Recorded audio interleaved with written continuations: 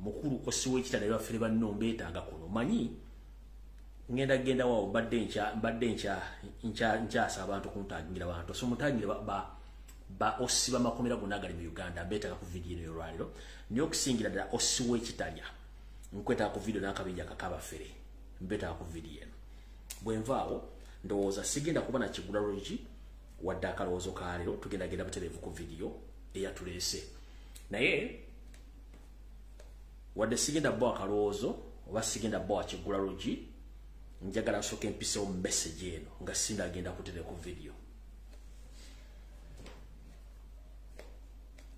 ngenda kusaba na Uganda mwenna tukimanyi nti embeera mbi nnyo mu Uganda era buli mwana yenna asomye n'atasoma kizibu nnyo okufuna omulimu mu Uganda olw'ensonga nti embeera eri mu Uganda eri abatagitegeera nti bweri nenga ate bweri eri abantu bangi babaddeko eno mu nsi z'amagulu meeru nga bazze ne bakuba esheeyo ne baddako ke Kampala okulaba ku bintu bakoze n'okulaba ku famire zaabwe n'okuba nti ate bakyusaamu ko badde mu nsi endala naye tubadde ku mitimbagano kuno nga tubabuulira kye kiri ku ground nga balowooza tusaaga naye omala tutuuka ku Kampala n'olwokulaba ekiriyo kati gwe ngenda kuwa magezi muganda ngenda ali mu diaspora ng'okyalina wojja ekibuli amagala eddiba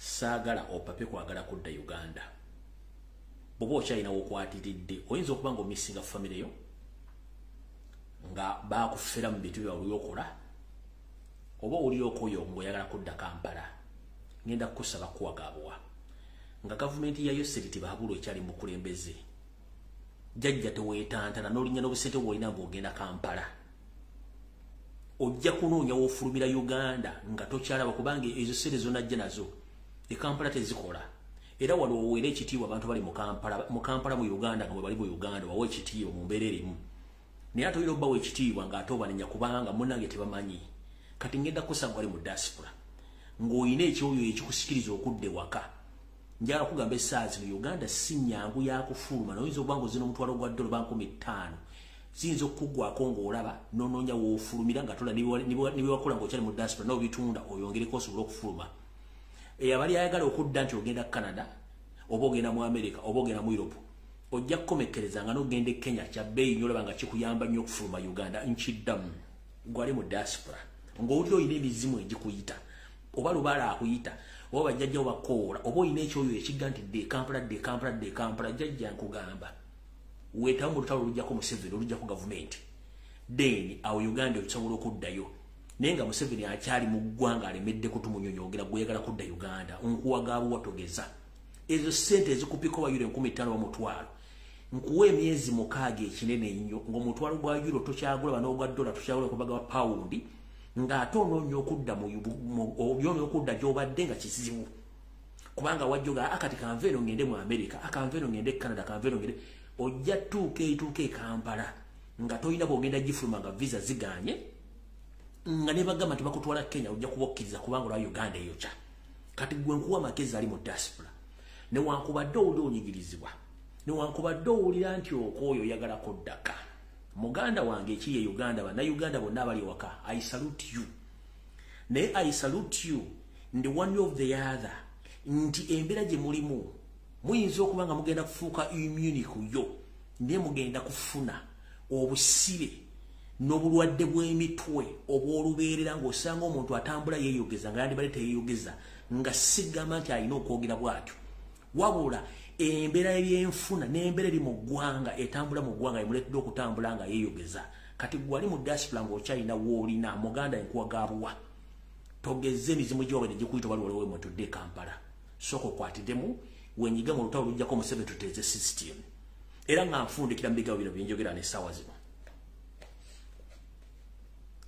gwe wenna ali eyo gwe tolowooza nti ffe aboogera ku mitimbagano oba Robert Kyagulanyi Ssentamu ayagala okuggyako gavumenti alina bye yeenoonyeza nedda ayagala kukyusa system eyandibadde yateekebwayo emyaka 30 ng'eyamba buli munnayuganda yenna azaalibwa mu ggwanga Uganda ye system gy'agala okuzzaawo kuba ye mu bulamu bwa bulijjo alina buli kimu kye yeetaaga okuba nakyo wabula alumirirwa ggwe kubanga mu Uganda ne bonobanga ina sente nenga enkola entambuza y'emirimu n'okuddukanya business mu Uganda tesobola kufavalinga ng'era befavalinga tolina ky'osobola kukola ng'emirimu bagirondamu baana bagundi balina okufuna emirimu tolina ky'osobola kukola nga bw'oyingira okukola application obanga atusiza omukola application nga ate emirimu bagiwadde abantu eyo embeera tojja gisobola muganda wange so no mbategeeza mwenna mubeere bagumu gye muli just munyige mu mutawolo ojjako mu 70 baba busente kubanga busente baba kuguza ensi yo okusomesa okwagala ensi yo tebeeta kusasula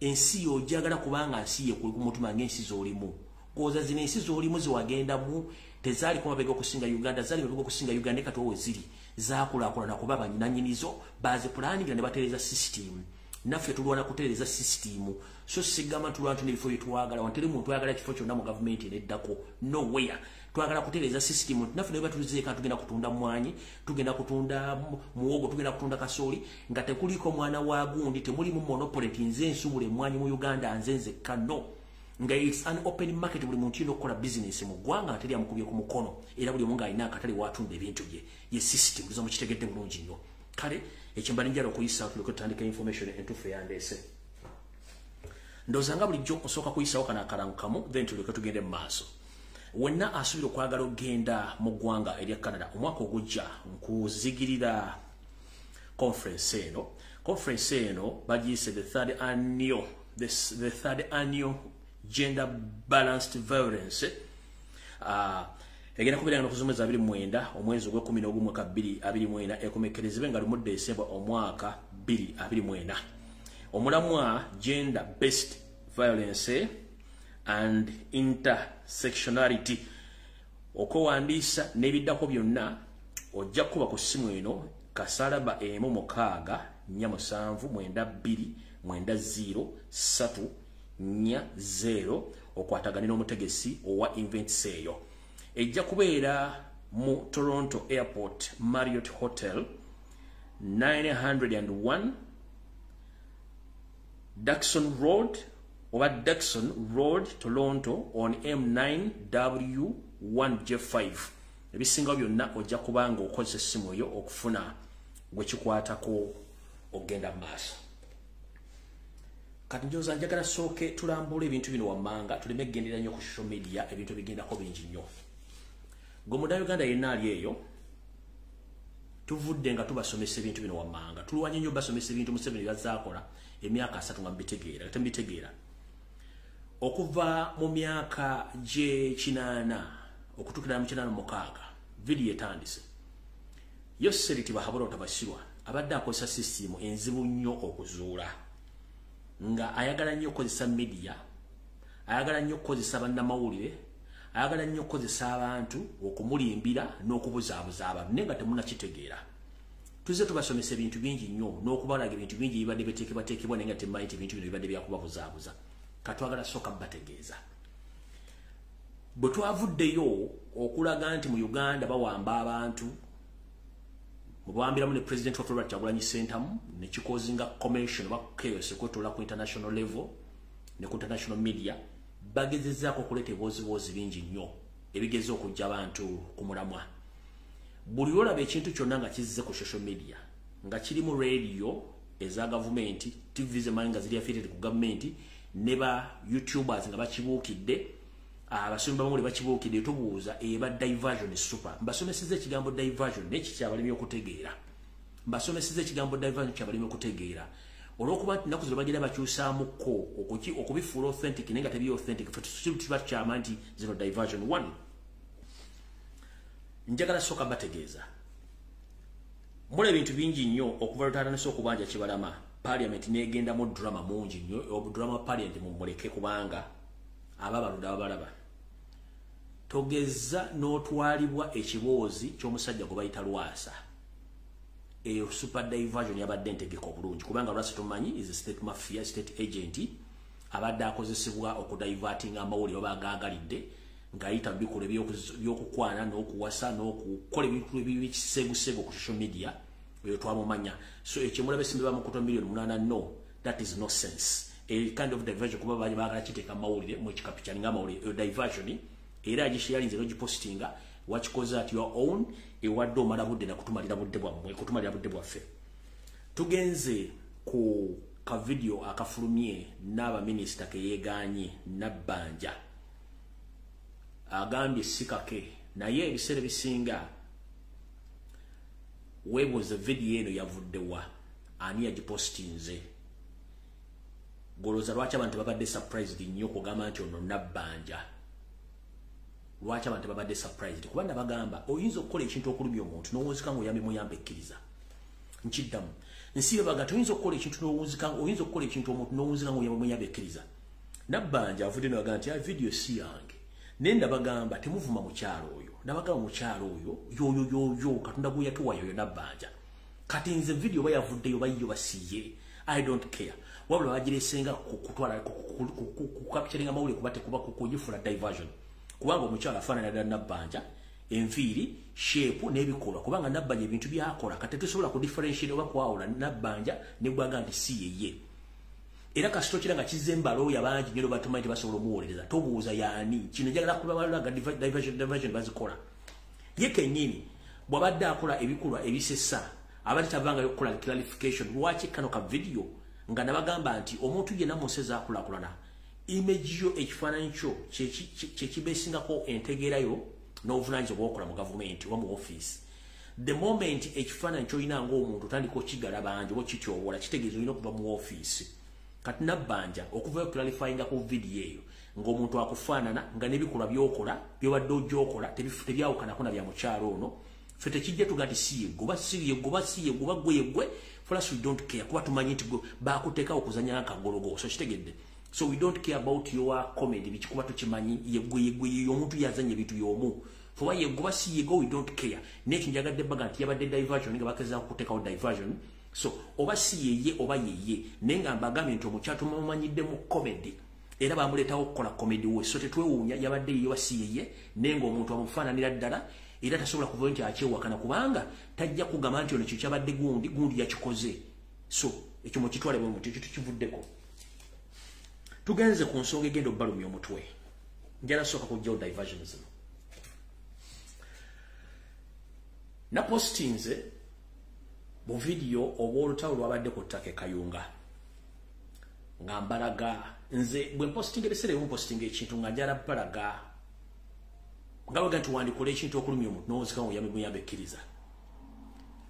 Video eyo nagipostinze nga ngezaako okulaga Abannayuganda anything is possible bwe tuba tusitukidde wamu nga twejjemu akatengo. Nkiddamu okupostinga video eyo oba n'abantu gisharinga tebagisharinze lwakuba nti badde bakyagala nnyo no. Contest yabadde mu video eno ekulaga nti anything possible kasitoba ng'osibye omutima ku lw'eggwanga lyo ng'oyagala ensi yo. Emundu is nothing kubanga n'agirina takkirizibwa kuba muntu sasi nga toli amudi okitegedde. Kati njala sooka bagamba kansoke mbanyonyole ndyoke mbategeeze lwaki mbagayo batyo. Video eyo yabadde bitundu by'e Kayunga eyo sides of Galilaya era mwawuliddemu erinnya lya Ssaabanyala Kimeze Beka naye abasirikale bennyini abadde n'emmundu basirikale ba gavumenti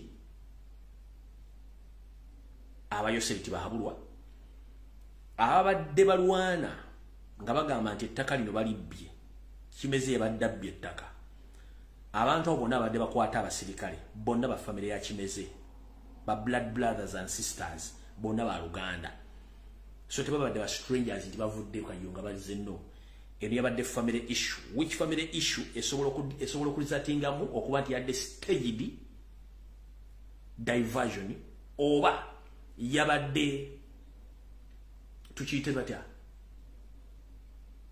nti bafunye obutakwatagana mu ngabana kubanga kusinza ku information gyenga zalinze eri ettaka Beka Kimeze ne yabbalibbe n'alitundu ddiguza omuyindi namuwa ssente zisuka mu bukadde 5 ate bano baganda be n'atabawako ku portion ya ssente ezo kati wabeerawo nga waliwo a lot of confusion kati naye mu contest lwe twapostingire video ekulaga nti gwe omuntu wa bulijjo oyina okweberera mu si buli muntu nti agenda kukumanyiira ajje kubanga alina emmundu akojja ku ttaka lyo osigale nga oli momboze nga tolina wogenda sula.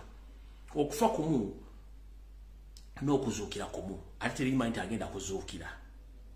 So twa posting the video in the context nti bobanga osazewo ngo umize pini osobola okukola ekintu kyonna abantu ne bajja ye contest mwe twakola ki mwe twa posting the video ezo.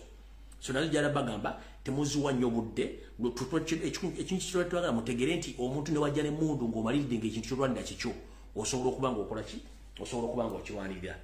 Ekirala kyenjagala okujja wano essaawa zino kya mukulu kubategeeza nti social media platforms ezimu nga kuliko ng'enyingira genere njala bagamba nti waliwo abantu kati abatuvuga nga bakozesa system ya reverse psychology nga banono bali ku social media abalaba TV presenters abalali presenters nga asobola okulira message Kyagulanyi gyafulumiza oba Lumbuye gyafulumiza oba omuntu n'agyafulumiza ye n'agenda agikyusa Kifuulannenge n'agireeta agikubisa omuntu yennyini yagikoze. Lwaki njogera ekigambo kino? Omukulembeze waffe Robert Kyagulanyi Ssentamu ebbanga gye liyiseeyo katono yakola statement n'agamba nti naffe mu buvubuka bwaffe twakola effujjo lingi nnyo naye abantu baatuwa omukisa era omukisa ogwo tukukozesa okutuuka bwe tuli. Kale n'olw'ensonga eyo bannaffe abamu abalabise nti basiiwusa empisa mu public be bantu ebigambo bino Kyagulanyi Ssentamu president yabyogedde ng'omuntu ng'abantu abalala bonna nga talina gwalagidde wadde okugamba nti kino kiriwo kiti. Yayogedde statement ino mu contest nti naye mu bbanga nga yakayingira music industry ne bwe yabeerera superstar nnyo baakolanga effujjo ne public oba bannayuganda baabawa omukisa. Kati n'agamba nti tulaba social media n'abantu bannayuganda bakyukidde abamu ku bayimbi oba mikwano gyaffe naye nsabye bannayuganda nga ffe mwatuwa omukisa era omukisa ogwo muguwe baganda baffe abo basobole okuba nga beddamu okubanga baagalwa era wagira. Ba NRM propagandalist ba TV presenters abasasule bagamba nti Kyagulanyi mbu yagambye abantu yagambye simanyi gundi ne gundi bave betondera abantu. Kati wokwatira akatambi ka president n'okazaayo n'obuuza abadde batambuza ebigambo ebyo ludda wa Kyagulanyi we yayogereddeko nti gundi neetaaga okwetondako gyendi nti naawe neetaaga okwetondako gyendi.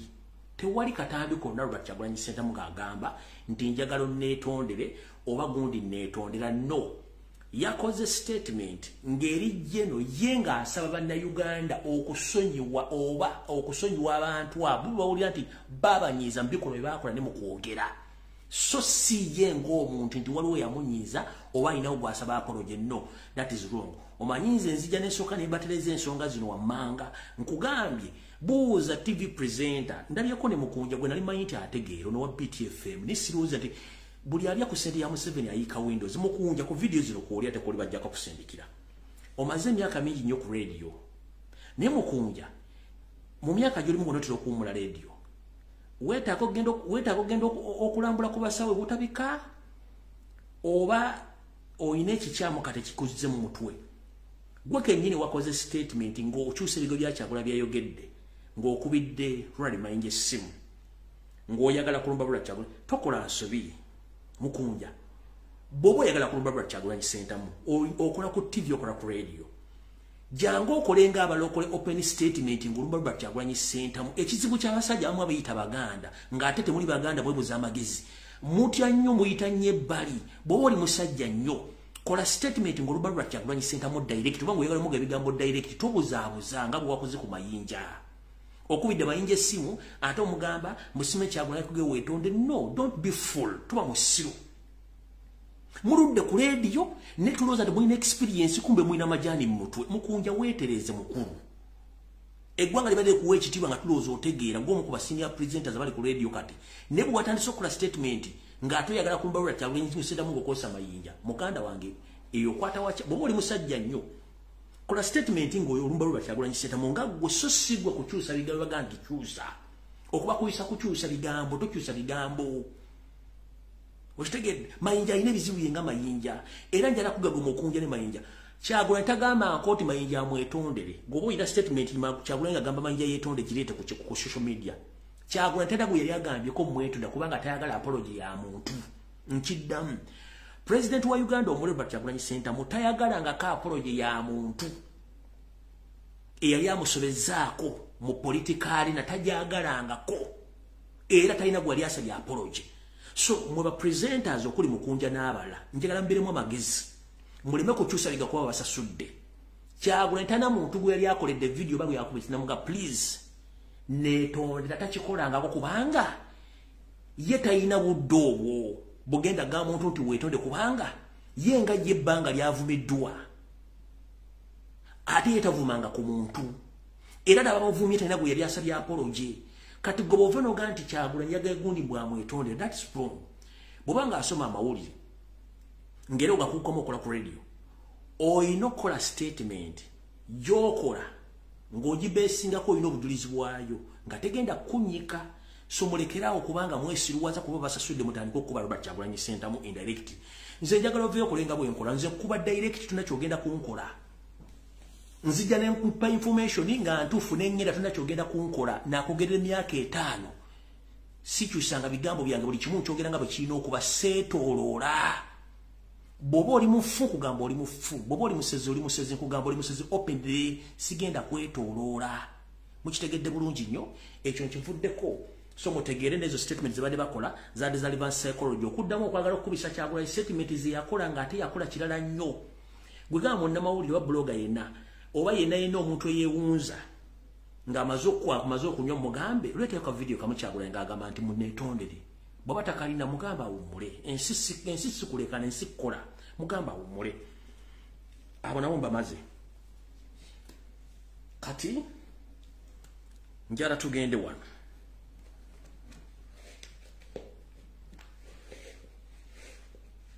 mukulu Yoseriti Bahabulwa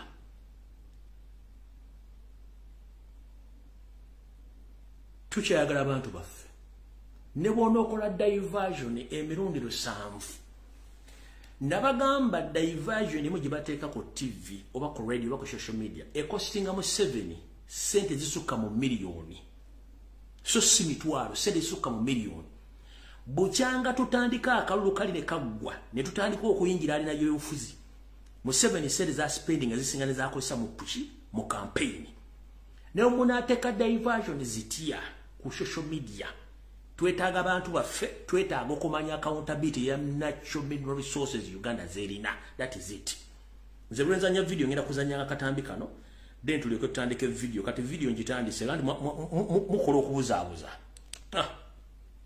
myaka gyolekera okuwera ebiri ng'emboozi ya John Bosco Kibalama ensejje egibikirako ettaka Kibalama yawambibwa nga 3 June 2019 nga waakayita ebbanga ttono ng'alangiridde nti wakwesimbawo ku kifo ky'omubaka wa Busiro North. Bwe twasembayo okutuuka ku kyalo Bukondo gy'azaalwa ebigambo ebyali byogerwa ku kubulawo kwe bingi byali biwuniikiriza.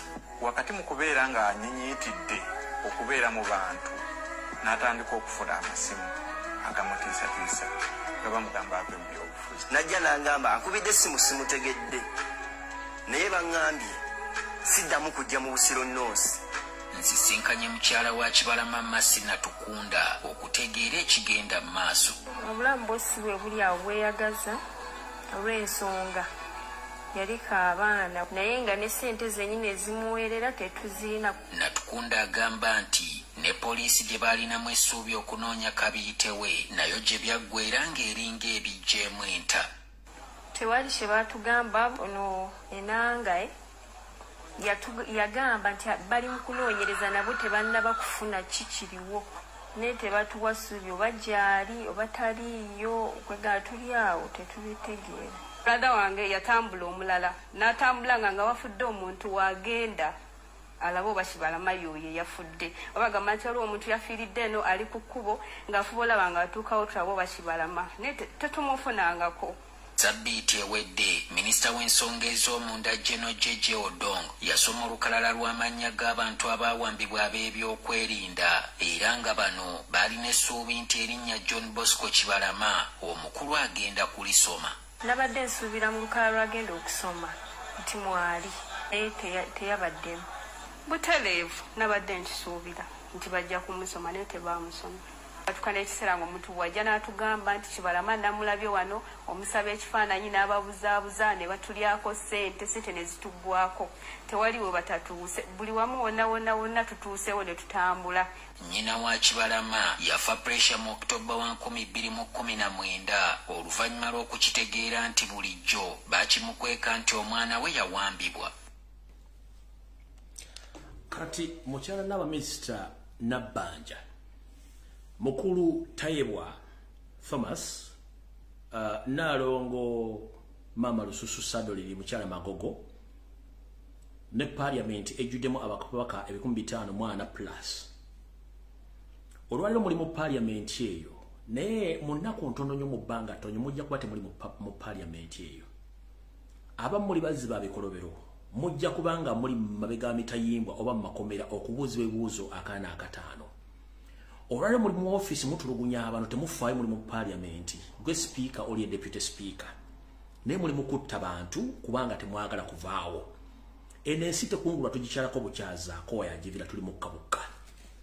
Nze ng'omuntu nennyamira ensi y'abantu aboogera olulimi olumu nga tulina kkala y'emu nga tukyasobola okukwatagana ne tuttiŋŋana. Ebintu bino byandibadde singa tubadde tufugibwa muzunga yali mu Parliament eyo, yali mu poliisi, yali mu magye, yali mu State House.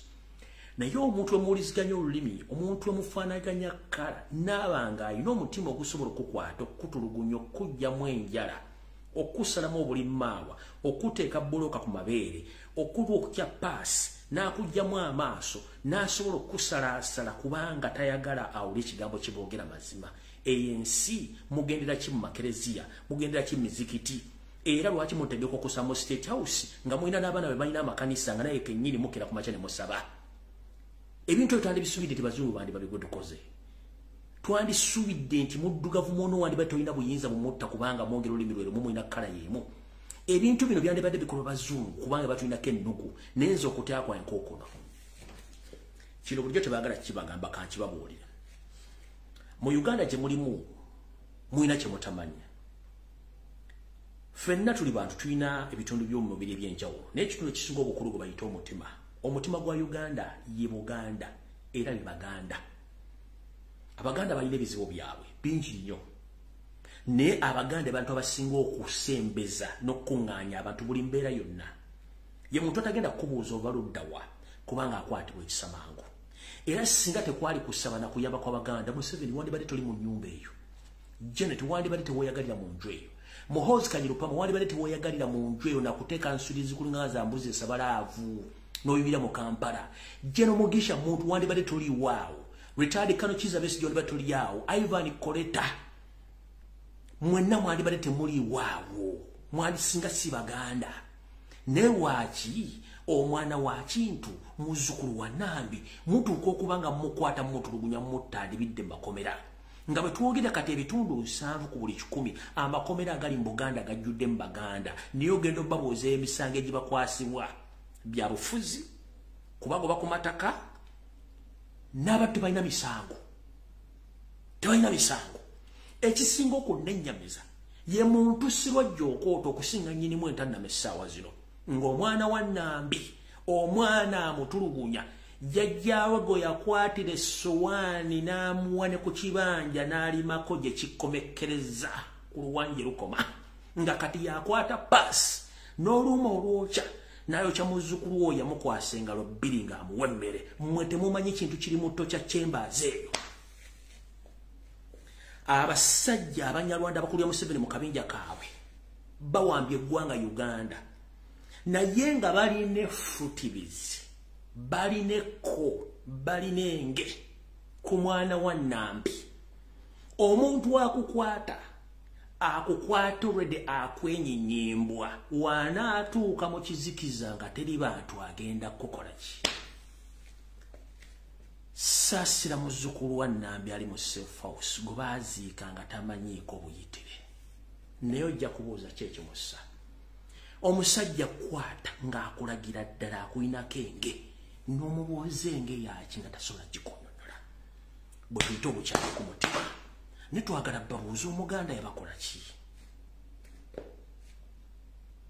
Omuganda yabakola ki?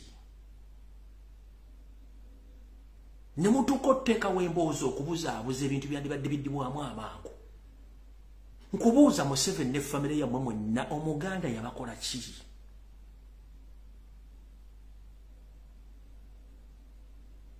Mumulumye ne gyegenda okuba nga guva mu diaspora mbawo obutwa mubaddirayo mubabega buli kimu kikola. Mbuuza Museveni Omuganda yakukola ki?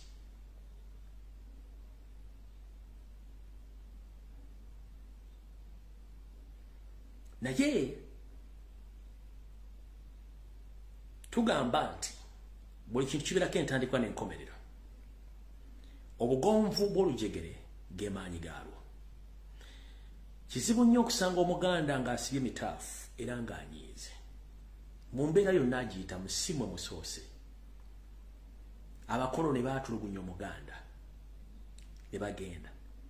Obote najja n'atulugunya Omuganda n'agenda. Idi Amin n'atulugunya Omuganda n'agenda. Okero Lutwa n'atulugunya Abaganda n'agenda. Essaawa zino gw'otulugunya naye ogenda genda gw'osuubira bagenda kukola ki? Waki mutyaba enku ensekese ezirimu entalungwa? Gwe mulowooza bazzukulu bamwe basimira musingi ki? Kyekibuuzo kyembuuza. Obuganda tebugenda seetuka we buli wadde inchi n'emu tebuseetuka budde sayidi ne tebujja sigalawo. Gwe ne wona ekyangira mu nnyumba ya Land Road n'ogifunako n'ebyapa. Land Road yennyini yagizimba kuba tewagula ttaka tewagulako musenyu. Yenna nyini yasimba omusingi n'agula omusenyu n'agula bulooka n'ateeka bwa kufunde bazimba. Buganda gye muyita central ya Muganda tesobola kuvaawo. Gwe n'emu n'ateekawo amaanyi gatya Omuganda ajja sigalawo ate anaasigalawo ajja kuba omukambwe nnyo. Ekyo nkikubuulira. Naye okutulugunyizibwa okuli mu safe house nga batulugunya abaana Abaganda akutulugunyulwedde akuyinako ennugu naye ng'ombuuza ennugu yaki tasobola gikonnyonnyola. N'akugamba mu Abaganda tulina obbakolako tujja basaanyaawo. Naye ng'omubuuza owaayo Muganda gwe yali okusaanyaawo yakukola ki? Tasobola kikonnyonnyola kubanga waliwo kye bayita hatred ng'omuntu yakukoowa naye ng'omubuuza kye yakukooyera nga tukimanyi. Awo tetugenda kulwawo. Nga bwe tutagenda kulwawo njala tutandike n'akatambi kano.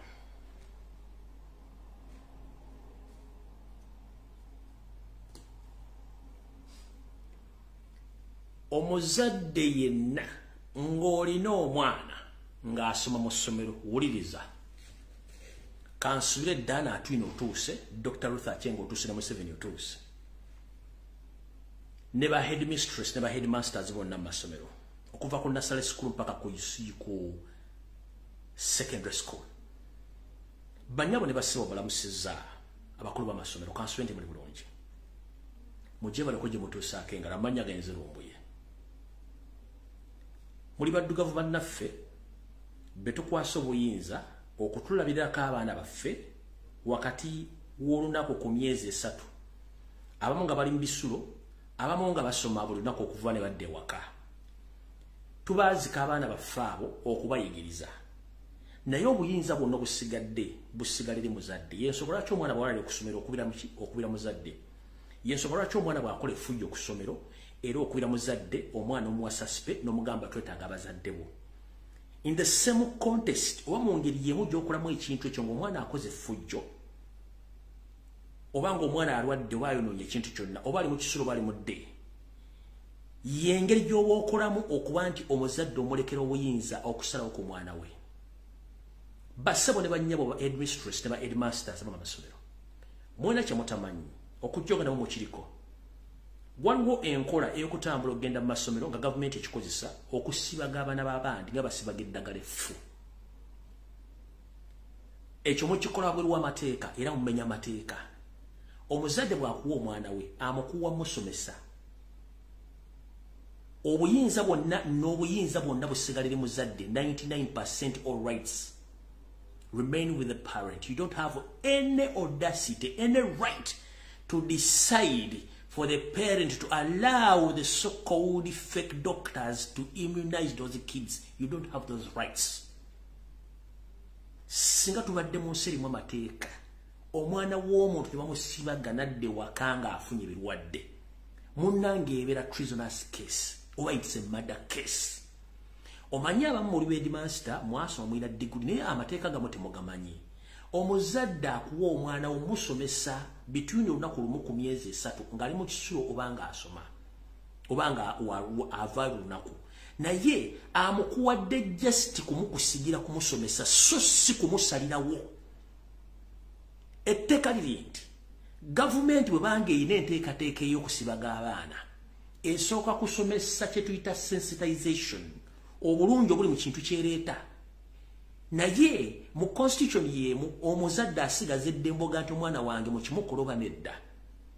Nsaba parliament ya Uganda nga temwekubidde kuba na mumuzaala mudde mutunde mu ssemateeka w'eggwanga mutandike okuteekawo mateeka nga gayamba abantu kubanga gavumenti ya Uganda terina gwesobola kuliisa wadde ssemateeka ga nti omwana wa gavumenti ne wa gavumenti ng'omwana mulamu kubanga omuzadde yamuzaala yamuliisa yamujjanjaba yamusomesa yamugulya buli kimu. Lwaki bituuka mu kusalawo okusibaga abaana b'abantu ate gavumenti etwala obuyinza 100% kubanga yirina mission zaayo? This is wrong.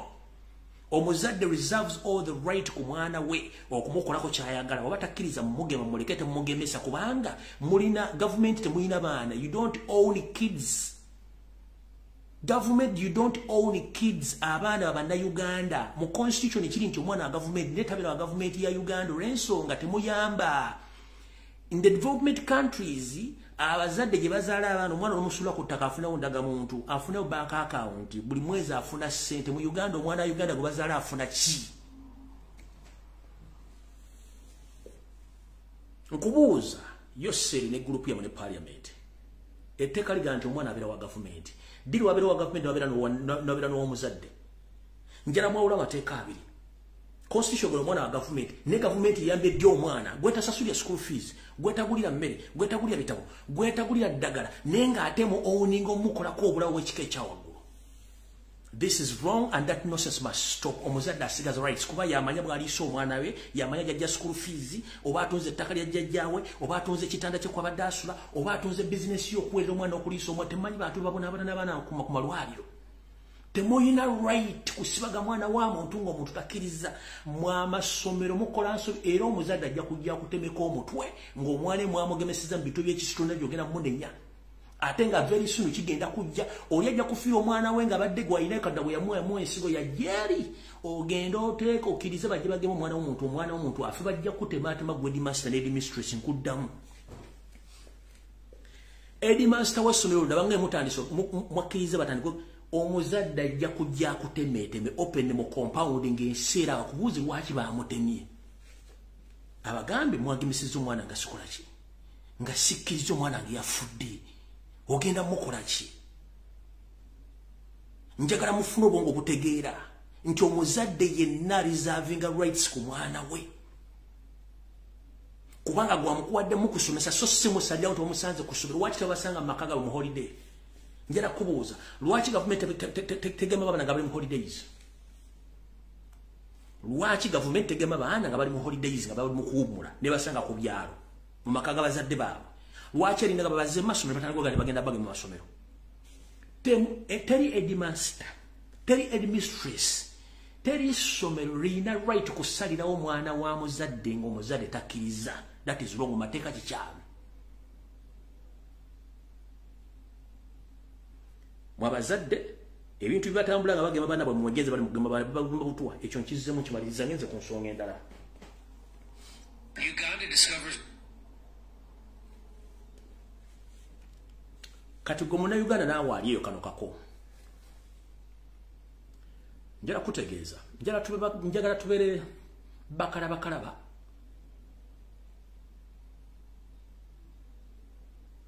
oba njagala tubeere babuufu ng'ekintu tokirabira mu maaso go wano kirabireko okusukka obwongo bwako kyekyo wano kitya kino kankyogere oba Facebook bagijjako ne kankibagambe. Omusajja gwe bayita Katonda oba mukazi Katonda yatutonda mu nsi muno tugibeeremu na mirembe, tagitondangako tugibeeremu na bizibu.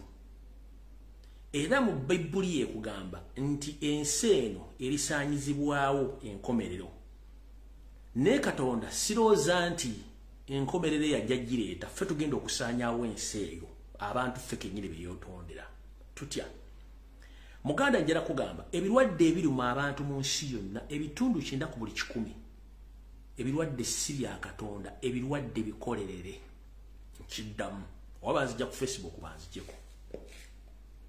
Ebirwadde 90 ku buli 100 ebiruma omuntu byonna bakola bikole. Nkiddamu ebirwadde 90 ku buli 100 ebiruma omuntu Katonda gwe yatonda byonna bakola bikole. So si Katonda nti yabireeta nedda. Kino nkigamba njagala okiteeke mu bwongo. Ebirwadde byonna ebituluma abaddugavu n'abazungu abamu endwadde ezo bakola nkole. Kati banga bakola nkole ng'ate ebitundu 6 ku buli 10 endwadde ezo zisindika mu Africa ne zikuluma. Kubanga gwegeresizo kubageresiza. Lwaki baleeta ebiboozibozi by'amalagalo gabegesizaako mwefuula nti temusobola kugula bwongo bwammwe. Kansooke nkunnyonnyole. Teba yakulya ssente zo nti waliwo eddagala erigenda okuwonya akawuka akaleeta mukenenya. Teririyo. Nkiddamu. Teriyo ddagala libagenda kugeresizaako nti ligenda kuwonya akawuka akaleeta mukenenya. Teririyo. Akawuka ako tekazze leero. Akawuka ako musajja yakakola. Eyo information gye kakolebwa musajja. Akawuka kakolebwa ani? Musajja. Era yakakola yamanyi omugaso gwako. Kati gwe bakugamba nti gavumenti egenda kuleetawo eddagala nga bali kuba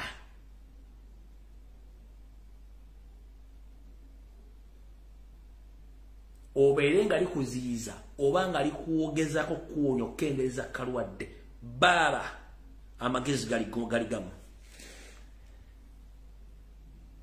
Bw'oba ogenda okwegatta mu kigo ky'abakulu kozesa akapiira. Bw'oba toyagala kozesa akapiira sala pireesa oba sala pureesa. Nze nziyita pireesa. Sala pireesa oba sala pureesa. Twala omuntu gw'oyagala okugwa naye ekigo, mwagala okugwa naye ekigo ky'abakulu mutwala omukebeze okakase nti gw'ogenda okwegatta naye mulamu. Bw'aba si mulamu muveeko. Nkiddamu. Enkola ziri bbiri. Twala gwe mugenda okumeggana ne mu kigo ky'abakulu omukebezi oba mulamu. Bw'aba si mulamu mwawukane nga bakigo. Ekyo oba tokisobola kwata akapiira kagali mpitawa kuba okozesa. Ekirala kikino towuliranga ebiboozibozi nti okukomola kukendeeza ku kufuna akalwadde ka siriimu nedda ssebo. Okukomola bakukola kwagala kulabisa bantu nti muli bayonjo oba kinga kikolwa kyako kugamba ku musajja kubeera nga muyonjo. Kuba eri abasajja abatanaaba kutukula obutonde bwabwe. So gwe tebakukomola n'ogenda ng'osajja laata buli bw'oyagala nga tomaze kukola ziri enkola ebbiri zetu ojja kufuna siriimu ofiire bwereere. Nkiddamu ogenda kufuna siriimu ofiire bwereere. Okukomola tekulina kyekukutaasa kufuna bulwadde. Bw'onoogatta n'omuntu nga mulwadde ngeri oli mukomole ojja kufuna obulwadde obwo kasita aba nga abulina. Enkola ziri bbiri. Kebeza omuntu wo oba kozesa akapiira.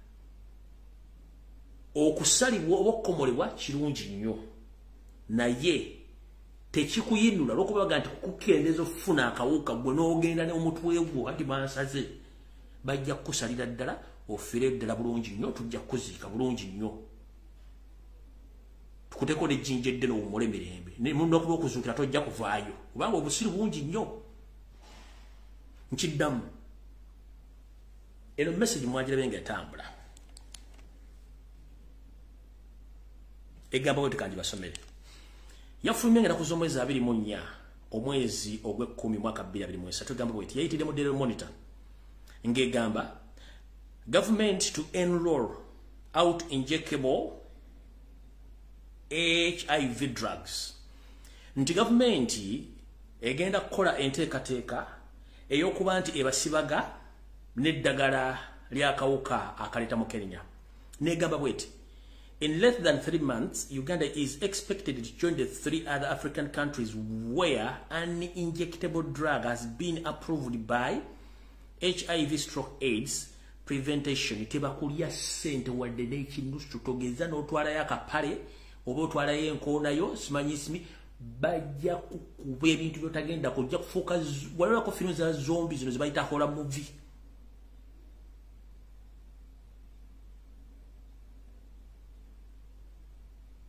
Bajja kusibaga ofuuke zombi.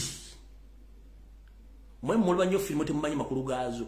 Bajja kukuba empisa ofuuke zombi bofuna ebirwadde byotajja kutegeera. Kino nkigambye kiri wakati wonange. Nkugambye endwadde ekyenda ku buli 10 eziri mu abantu. Katonda be yatonda nkole bukozi. Azikola ayina ensonga lwaki azikola kubanga azifunamu. N'okukendeeza ennamba mukati kozesa engalabi yammwe ng'obudde bukyali. Awanvudde osigenda kulwawo.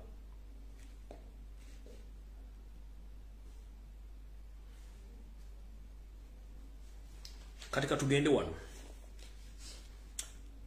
Nsiba mbagamba na Uganda mwenna nti ojokomo kubera consistent ku kintu okifunamu. Njala soko kutwala kubaza kwangere bana Uganda bonna bali mu diaspora abakola groundwork secretly nga muwandiika ku bite bya mawanga gasinga obungi naddala bali ku Twitter n'abakozesa enkola ya post office ne mugenda mulimu bwa offices enjawulo mutwala information ekwatagana ku bukyamu n'obutembwa yosete bahabalo tabasala mutano wa kale kyensene tamuzide sanga bisibe nanyine kabiyonje tambula. Wepone bagana bafemo ndawa cyali ku mutimbagalo guno nga mutambuza information njagala kubashu walinga ekintu kimu. Mumpulirize bulungi. Kabenya amanya gano wammanga. Muganda nga masaba Faustine videos kola mu Luganda. Thank you very much. Webale nnyo. Muganda nga yekola videos kola mu Luganda webale nnyo balire ddala. Naye kenyini videos kola mu Luganda. Olumuntu ekamu oluzungu. Tugenze ku yekola videos kola mu Luganda. Katongole Julius ko Jomogezi. Nabala bakola video muzikola mu Luganda. Mukitegera bulungi. Tugenze ku TikTok wali kiseka umalo video muzikola mu Luganda. Louis Light wali muganda fubayita Umaru Keizi muzikola mu Luganda. Wali muganda fubayita Sadamani nabala mukola video mu Luganda. Nebisonde ku mentioninga kubanga amanya tegali wontigali mu kabox mukola video mu Luganda. Nabala banji nnyo. Nembalete mu kimanyi video zino.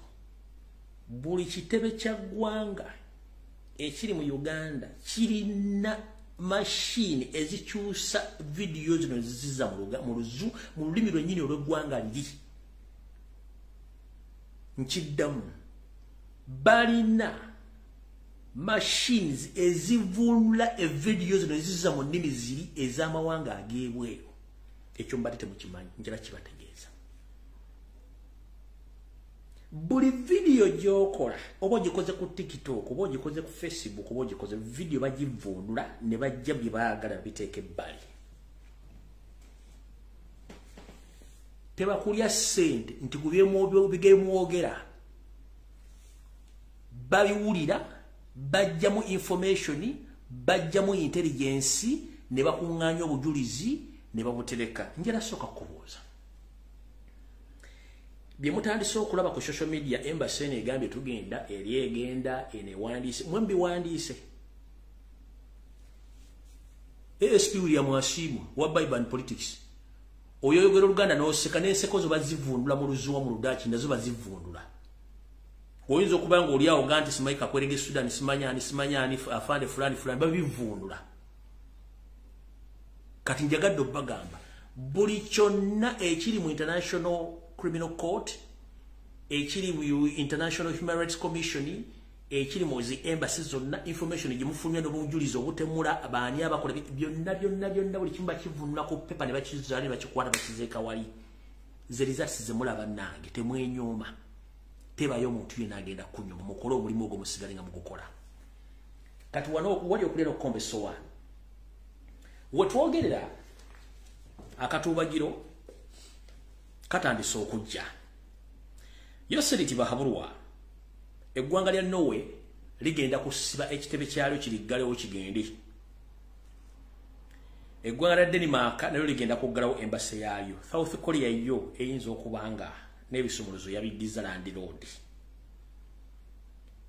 eggwanga lya United Kingdom lyetuyita Bungereza ewanguli Queen lyo lyagambye Yoseri Kansulitu Yoseri kwoli kuno nakola video nenkola analysis yange last week nenkola analysis ku kintu ky'okutta ba tourist mu Queen Elizabeth National Park information nga bwe nagifulumya bwe yagenda mu ngalo z'abasajja yonna ne bagikolako analysis goloza baki wakubandikidde kiwalo bakugamba temutusindikira abantu baffe mwase katujje ku ground tukole thorough investigations temusindika mirambo Yoseri yabadde agambye yennyini ne gavumenti ye bagenda kutikka emirambo gy'abatourist bazizzeeyo ngolozo wali bagumazizzaamiro kiba kimaze omungeza bagambye no please toleeta mirambo wano emirambo mugirekeeyo ffe tugenda kujja ku ground tugenda kukola investigations buli kimu kubanga bafunye information mu emails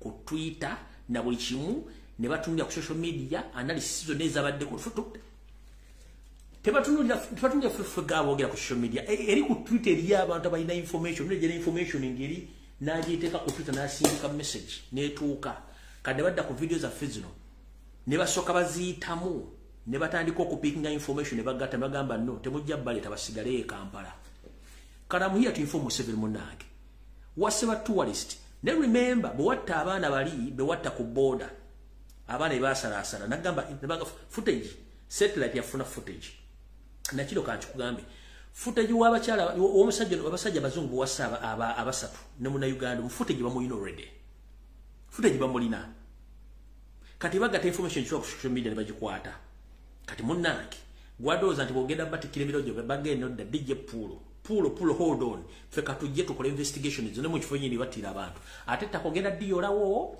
emotoka mwagisise omugenda jitu kubanga bagenda kukola thorough investigations ekiddaku mu jachuulira eyo tuli ku UK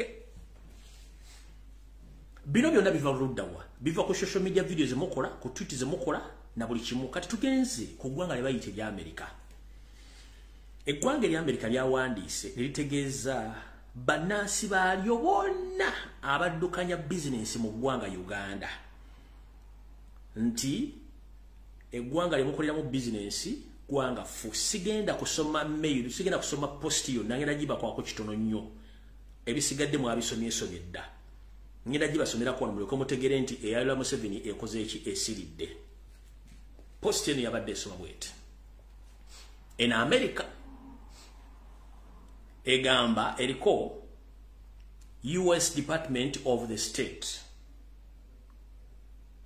Uganda Business Advisory other released October 23, 2023 egenda wait risk and consideration for businesses in Uganda ne bakutera wali summary bakugambye nti obulabe obuli mu business ezidukanyizibwa mu Uganda kyokka mwe bamaama batata basenga mbaga muve mu business muganye olwokuba temwagala kutuulako waka olwokuba oyagala kugenda mu town bakulabe oguddewo edduuka oguze empafu oguze ffene olidde muli mu kkuba lwali omwezi ne gugwa ng'olina okusasula ni Katonda wogenda mujja mwe tubaga mugalo business temuya ebbaluwa eneesoma bwe ngenda gye basomera kano kokka eno ya America nayo yatandise yagambye bwete the US Department of State, Labor, Health and Human Service, Commerce and the United Agency for International Development are issuing this advisory to inform US business individuals and other US persons, including health service providers, members of the academic institutions, and investors. Nti, ekitongole eky'Amerika ekivunaanyizibwa ku buweereza obw'abakozi omuli ebyobulamu, obuweereza eri abantu, obuweereza eri ebyenfuna, obuweereza obuli ku mutindo gw'ensi yonna mu kulaakulanya, kisazeewo kisindika obubaka buno obuwa ekirowoozo okutegeeza abatuuze ba Amerika bonna abaddukanya bizinensi ne bassekinnoomu nga B'Amerika okubategeeza nti oba okubategeeza naddala abali mu lusenga luno omuli abaweereza mu bitongole ebyobulamu, mu bitongole ebyenjigiriza n'ebitongole omuli ebyabamusigansigo n'abo abatwalirwa wamu mu buweereza obw'okuddukanya bizinesi n'ebitongole bissekinnoomu ebiddukanyizibwa abantu abamu. Tugenze mu maaso ne bagamba ebyogeddwa waggulu babalabula of potential risks if conducting or conducting business in Uganda. Bakugambye nti abantu boogeddeko wali waggulu mu bitongole by'enjawulo bakuwa ebirowoozo n'okulabula abaddukanya bizinensi mu kko eri boogeddeko waggulu nga ziri mu Uganda nga mulimu Amerika obulabe obukirimu okukola ebintu ebyo okuddukanya bizinensi nga muli mu ggwanga Uganda. Tugenze maaso. Businesses, organization, individuals should be aware of the potential potential financial and reputation risks resulting from endemic corruption described in more details in the 2023 investment climate statements, as well as atani akube simu soko leke yakube simu soko ndeke mukyasomera abantu bano maloko banyumira ebbaluwa Amerika gye yawandiise. Bakugambye nti abantu abaddukanya bizinensi ebitongole ebyakyenakyewa obulabe obukirimu ebyokufiirwa ensimbi zaabwe ebiyinza n'okuviiramu okwetaba mu bikolwa oba bikolwa ebirabikwa mu Uganda ebyobuli bw'enguzi mu kunoonyereza kwabwe okwakoleddwa mu mwaka gwa 2023 nga bo mu kunoonyereza kwabwe kwe baakoze nga bagamba ebintu bino wammanga okuba nti biyinza omuviirako buzibu. Nebagenda mu maaso ne bakugamba as well as violence against human rights. Ndowooza kya human rights mukitegedde mukyalo olina Uwagadia we yagambira wano ate kati bwenzira eri ate jja kuleeta obuzibu.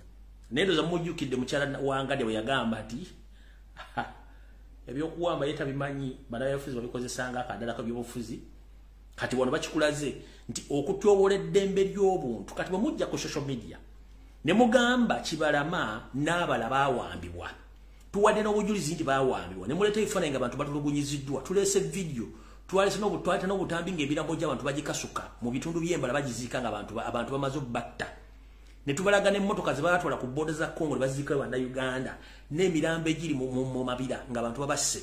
Kitegeeza nti ebintu bino byonna abasajja bano babiraba. Ne bakugamba human rights activists, media members, health workers, members of the minority groups, wane bateekawo kino kyesagala kyo sigenda kyogera, and the political opponents.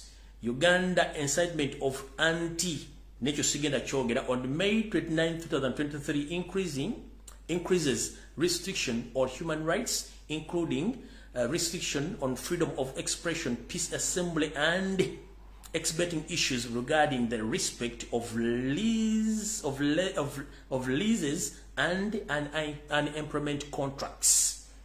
Kati bowulira ebigambo bino byonna byowulidde mu Lungereza ne byengezzaako kuvula mu Luzungu kikulaga ekifaananyi Uganda wawe kola ki ekinava mu bbaluwa eno eriyo ekiri kigenda okujja kikulaga ekifaananyi Uganda weyolekedde kati gwe muna Uganda kyaddukanya bizinesi Omumerika agambye bannansiibe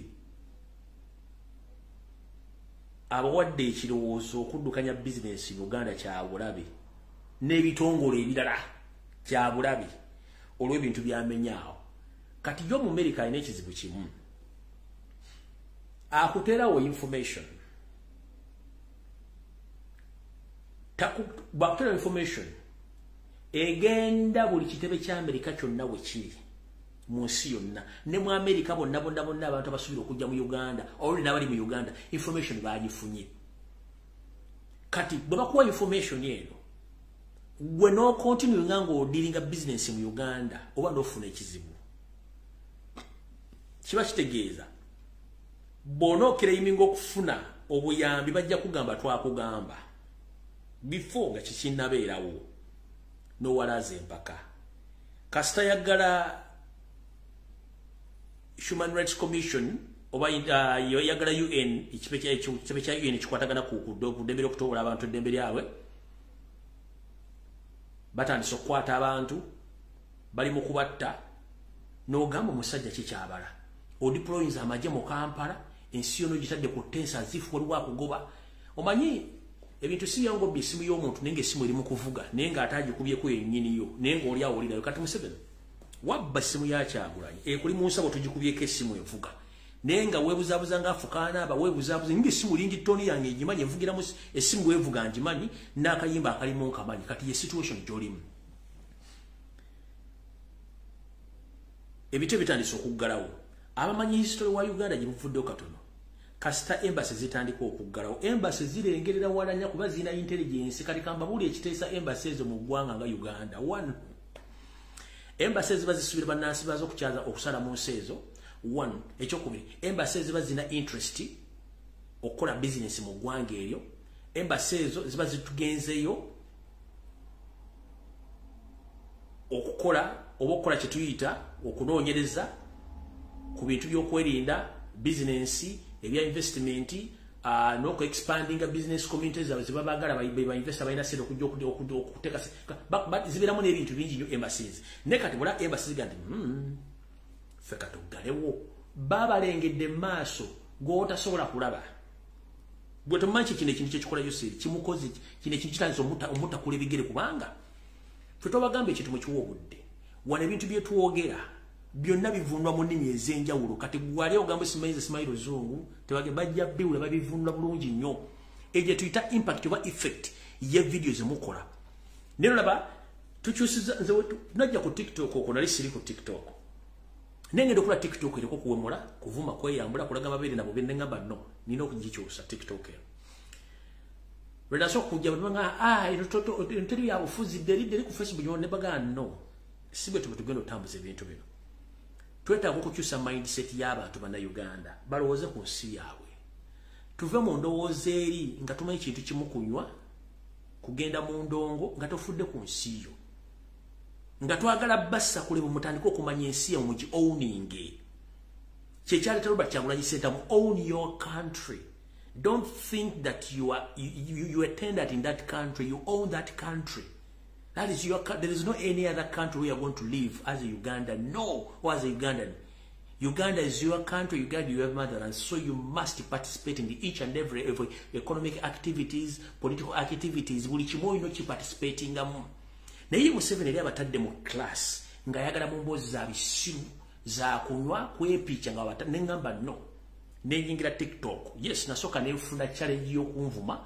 Ne bampisamu olugine ngamba no bino nabimanyira zibinasookera mu kuba twasoka mu kuyomba kuvumagana mu politics eri mu DP never ngenda nfuna experience is a kicks of the dying horse omuntu ng'omujjako ekintu ky'abadde ogenda muteeka ku kintu ekira si kyangu ola n'omulebe bamutwale butabika omujjanja basooka kulwa nakuba mayinja kukola kini amaliriza bw'atuuka emutabika n'omujjanja banaatereera that's the situation n'embuzi ku makyo gitwala okulya omuddo egenda ewali ateyagala naye bw'eba ekomawo olugulu etambula eniigina ng'olubuto lugezze eno nezegwenkuluma naye nga ku makyawa gitutte teyagala kasi bwekyo bwe nakitandika okujja ku TikTok nombuyezayo politics ku Facebook kati right now 70% of TikTok ogenda okulanga abantu bali ku national matters ekyo kyali kitutte ku TikTok osulwa kuba nali njagala nnyo nali njala kyusa ideology y'abantu ng'egye bali balaba mwensi ku TikTok nga TikTok efuuse ekyo kisekererwa kati right now we are reforming TikTok into a useful app nze bwavayo mwana omuto nga ayogera ku national matters nze nange nfuna lino nga okay waliwazze good enough nensalako pressure buli nfunayo omwana nga azayogera ku national matters ngetingalinga okay waliwo omulala zze. The moment you keep on talking about your national matters, kiba kitegeeza you working up okuva mu 7 jali abatadde yabagala kubanga munywa mwenge mwepicha musiruwala mukola duet nyimba bije. Don't think about music when you don't have something to eat, when you don't have school fees, when you don't have a job. Tolowooza ku music is nothing. The country is bigger than music. The country is bigger than dancing. The country is bigger than each and everything you think in your life. Because if anything happens in Uganda right now, it costs all Ugandans whenever we are, whenever you're in diaspora, whether you are in Uganda, everything which happened in Uganda, it costs you. How? Or in diaspora, or in a family, Jolabida. Emyaka ebiri emabega wali owereza emitwalo 5 ng'emitwalo 5 gisobola okumaliriza ewaka amasannyalaze kulya biki kati weetaaga akakadde naye akakadde ako otwala mu bbanga kyokafuna banga ddene. So eyo difference eyayongeramu emitwalo 5 gyetuwogerako nti waliwo ekyamu kiri mu Uganda okitegeera byetuwogerako ebyo. Omwana ffe twasomeranga emitwalo 5 ku 10 kati omwana Nassana asomera million 2. How did we reach twatuka tutyawo byetuwogerako ebyo ne tugamba nti Rwanda yazze wano mu 1994 erina international hospitals ku buli district from Uganda tetulina kisonya kiruddu na Mulago. What went wrong? Nga 50% of our economy ziva mu Uganda zigenda Rwanda. Kitwagala okubuuza questions why? Questions twagala okubuuza. Tetwagala kubuuza omuyasibye grades oya ina mabeera amanene simanyo na kabina simanyo yasinga okuyimba. Tetwagala figures zammwe kubanga figure without food, figure without knowledge tegeeza oli useless toyina bwongo. Okitegeera at one time think about your country, don't think about useless things kubanga tebina gye bigenda kugasa bagenda kuzika mu Uganda si Kenya. If you want to prove my information, gende Rwanda olabe kate sawa zero. Basi ya mitwalo 10 bagenda basi ya mitwalo 15 babiri bagenda n'amadda. Ojabe Rwanda babifaanana. Bowe yagala kutegera kye gende Nairobi. Mitwalo 10 bagenda n'amadda. Ojja kutegera kye nkugamba otuuke nalo lwaga nti olinga ngali ali mu Bungereza ne jangwe Kampala. Biri betwogerako. Issues tetwagala kwogera ku bintu bya kisiru kwa mulooza mu kiseera baba corrupting kubeera mu. That's why te Kampala ebbala tezina limit Rwanda ebbala zikoma saa 6 no sense teri kunywa mwenge kusuka ku macha teri zitandika 12 mpaka 6 mpozi wanzo okubezinga zikeesa nezi kimayika amateeka gali nti kuva ku saa 12 nga office work awedde mpaka saa 6 bwenkimanyi bwe kiba kyakyukamu fogoda nimakana bazo kulaakulana neffe waffe osanga omuntu ku luguudo lekabalagala ku ssaawa nyeezi okumacha nga agudde.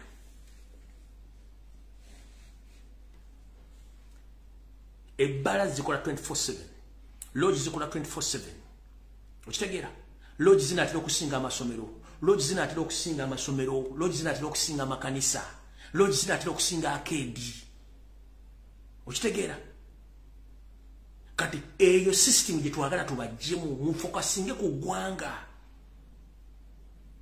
fokasinga ku ggwanga lyo. The reason as to why you go to American embassy to ask for visa because the Gwango is disorganized. One better to again America. If the economy is stable, if everything is good in Uganda, they don't need to ask visa to go to USA, to go to UK, to go to Canada, to go anywhere. You don't need to ask for visa. If we had good leaders like Idi Amin Dada, Teweta Gagenda Ruda, what you don't need. How many people who ask for visas during Amin's regime? Okujaka bali basala musikazi badduka nga Museveni atawanye ggwanga. How many of those who seek for visas to Ogenda Mwezensi?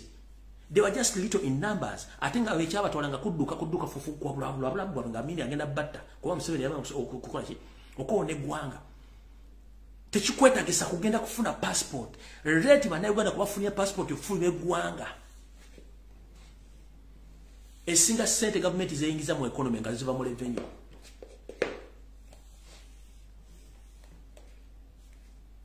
Oyagala kitegera kankikunnyonnyole. Kankikunnyonnyole kitegeere. Ensonga lwaki ofuna passport n'ogende buli w'oggwanga okunoonya omulimu kubanga mu Uganda teguliimu. Ensonga lwaki ogenda e Saudi Arabia okufuna omulimu kubanga mu Uganda teguliimu. lwaki teguliimu bakikola kagendere ng'omukadde akogga okutta sisitimu yonna kati ffe tulwanyisa kuzzawo sisitimu entufu mwonookolera Kyagulanyi tagenda kuwa mulimu obafuuse president oba president omulenda najja no atereza sisitimu ogenda okukola ebeere ngeri well balanced nga temuli mwana wa gundi sabuni obanga wa 10 omunyo gwa 10 amafuta ga 2 naye ogenda nansa na sabuni wa kakaaga eri wala wa mutwalo such nonsense bino okuvaawo onoonya omulimu ogunoonya nga ogunoonya ku busobozi bw'olina bwe wasoma so si ku mwana wa gundi twatere embundi twafuna obwogero twavuga zempenko twazimba magurofa no sense no public servant alina okuba nga alina omusaala ogwenkomeredde si kusanga public servant afuna obukadde 3 ali worth 100 billions n'ombuuza ozijjawa najja mu parliament n'atola nagamba ati wakicenga etwatere embundu natunze embuzi emu nagitunza kawumbi kamu gwe mba nakusibye dda nga nakutemyeko n'omuntu nenguwa embizi nezigulya kubanga oli ssenga wa muhoozi oba oli maama wa muhoozi bakubuuza sere natunze ente kubanga oli ssenga wa muhoozi nogenoganze ente natunze ente nina ente zange zitunda kawumbi kamu in your common sense waliwo ente gye batunda akawumbi akamu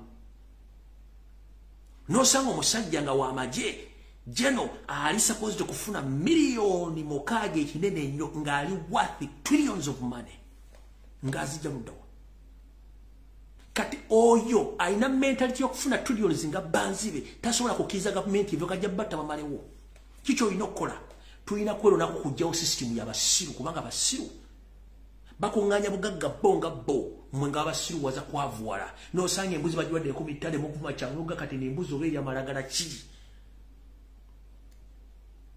gwe lwaki akuwa ssente ofume Kyagulanyi lwaki akuwa ssente kubanga amanyi ajja kukozesa obwongo obutono omuntu gwe batawa ssente yasobola okulizoni olaga asokolindeko Kyagulanyi nfumo waki ng'ensonga zayogerako zinkwatako avuma Kyagulanyi tasenye na mannyo talina Colgate avuma Kyagulanyi omutunulira emba alinga abadde mulinga bamukuba emyezi 8 bamukuba entomi yavuma Kyagulanyi oli n'avuma Kyagulanyi nga n'amaaso mamyufu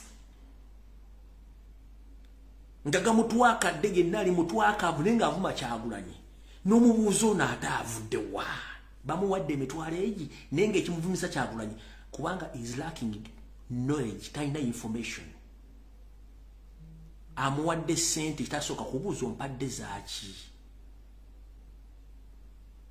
era lwaki ozimpa nvume Kyagulanyi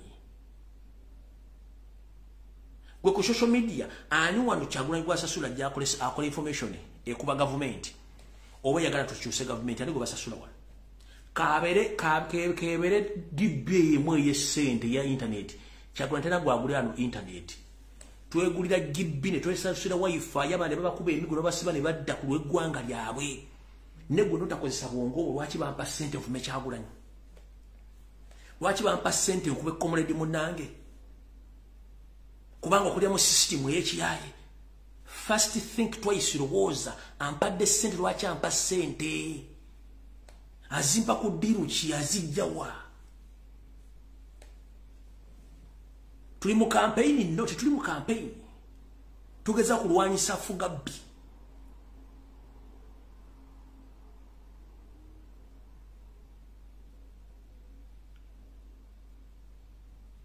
okitegeera nosanga omukazi omukulu Kyagulanyi yali nombuuza maama kale Kyagulanyi gwokozeewo kyatalyanga kugwanga lyokozeewo kale Kyagulanyi kale oge Kyagulanyi yalya gwataalya okozeewo kikugwanga lyo ye kyatambuza n'omwo omusongovu Kyagulanyi nombuuza gwagamba Kyagulanyi yalya kati gwokozeewo ki maama wataata okozeewo ki talina njagala ogambe nti Kyagulanyi yalya oba Lumbu yalya gwe ng'olina w'otuuse ku step ng'otusinzeko ogenda kujjako mu 7 we shall join you but that kind of nonsense ya divide and rule blackmail tugikooye tuleme kwerumaaluma ng'obwana bw'enjala bw'oba oyagala change please there are so many ways to remove the dictator wage a war against Museveni as we do right now. So sikujja kuvuma front lana. Ne wona ovuma tone kyogenda kukyusa. That means you are confusing yourself. Weesirwaza kwe kennyini.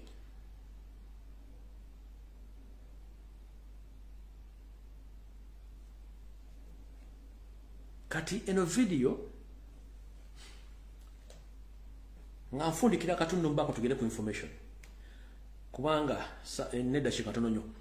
Uganda yensi ezimu ng'oggyeko Congo ne Nigeria ne South Africa zensi ezirina ebibugagga. Kino ekyo bali bakibaga temukitegeera kivudde mu muzungu sagala mu kiwulire mwakiwudde ku muddugavu mukiwulire. Uganda discovers gold deposits worth $12 trillion. Should get that under their hat a little bit. Yeah, maybe you keep that a little bit of a secret, because now the United States is going to be forced to bring the people of Uganda some democracy. It's coming. Did they take down Chelsea Handler's Uganda Be Kidding Me special?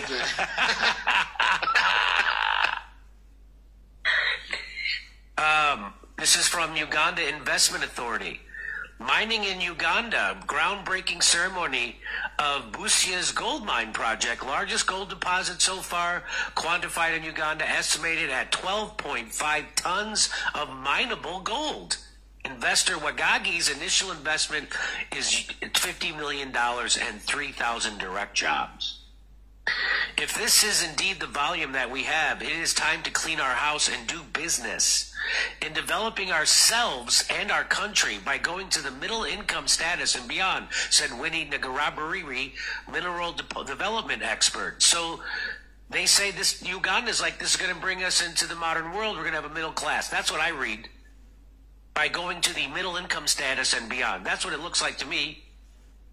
In a bid to boost the country's economy, the Ugandan government has licensed Wagagi Gold Mining Company, a Chinese firm, to start producing gold products and boost.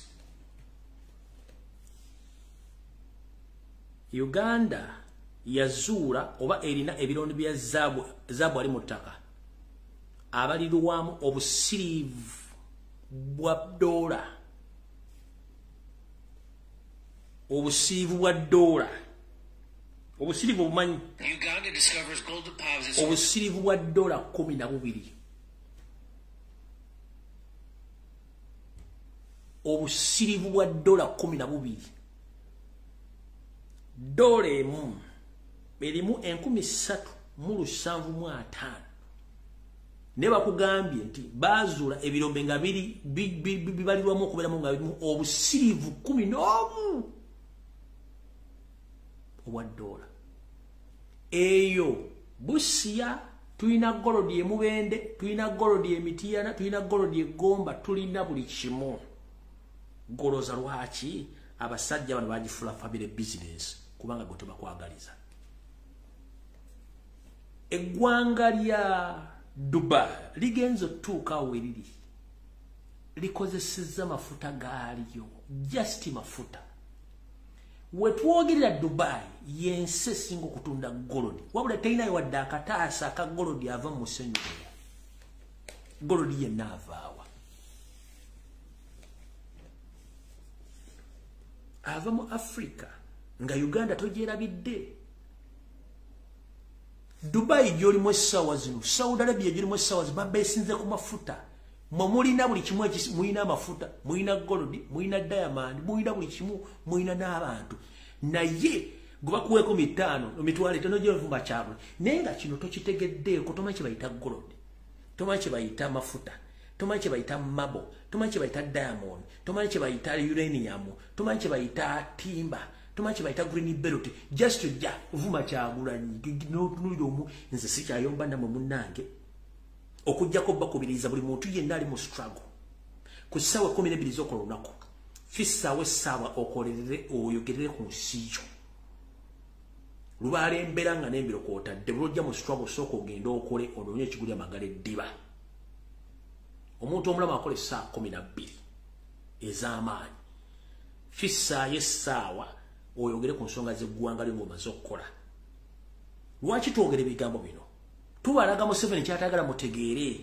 gwe ku buwumbi 10 gwe ku busirivu 12 bakuwaddeko emitwalo egi oguzeko GB za mitwalo 2 ze GB ezi nya n'otandika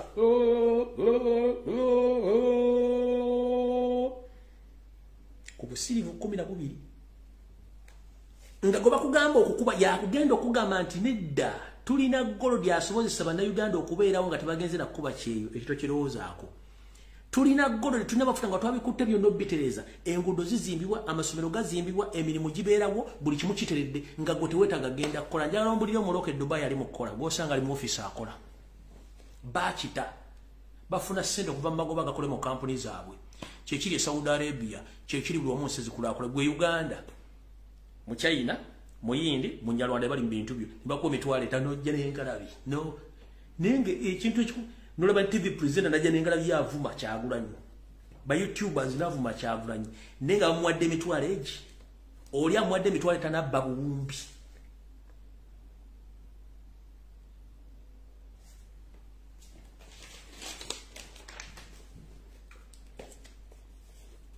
kale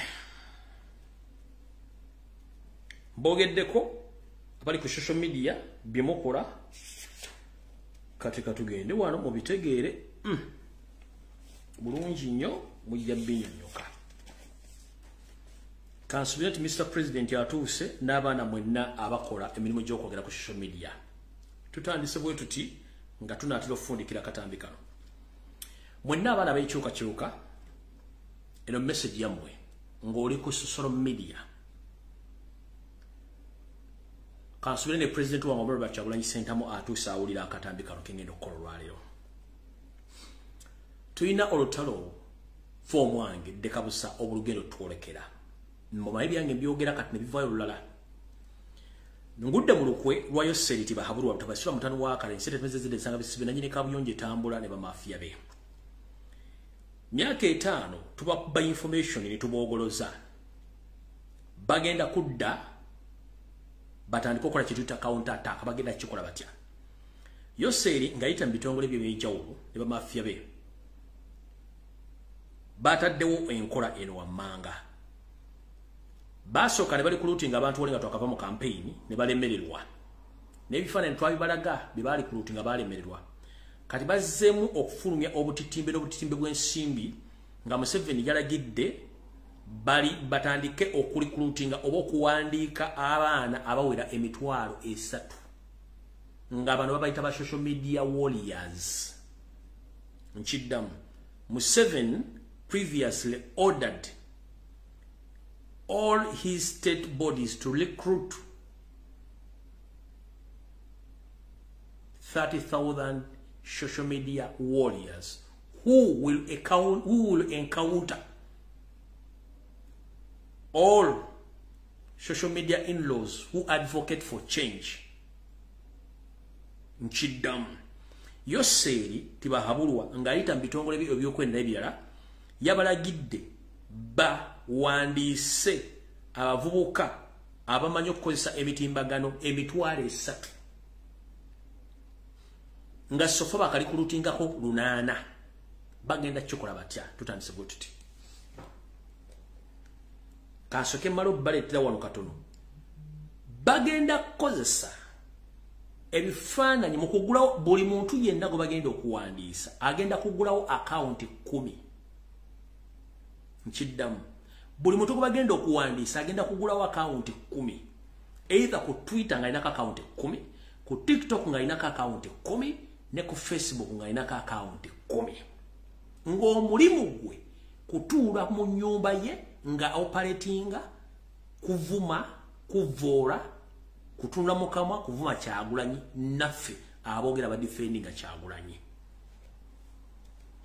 ekyenna kwe kigenda okusinga okuluma bagenda kwe bakozesa bifaananyi bya Robert Kyagulanyi Ssentamu nga ze profile pic zaabwe zigenda okubira ku social media handle zaabwe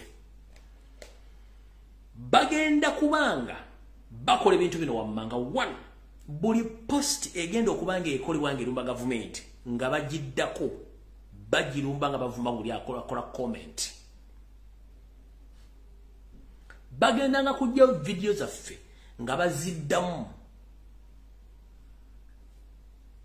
nga bateekamu byebaagala okuteekamu bagenda kuddiranga ku kimanja kya president n'ebibanja ebirala nga bakozesa ebifaananyi byaffe eby'abaana abali mu struggle nga bigenda ku platform ya Kyagulanyi nga bimuvuma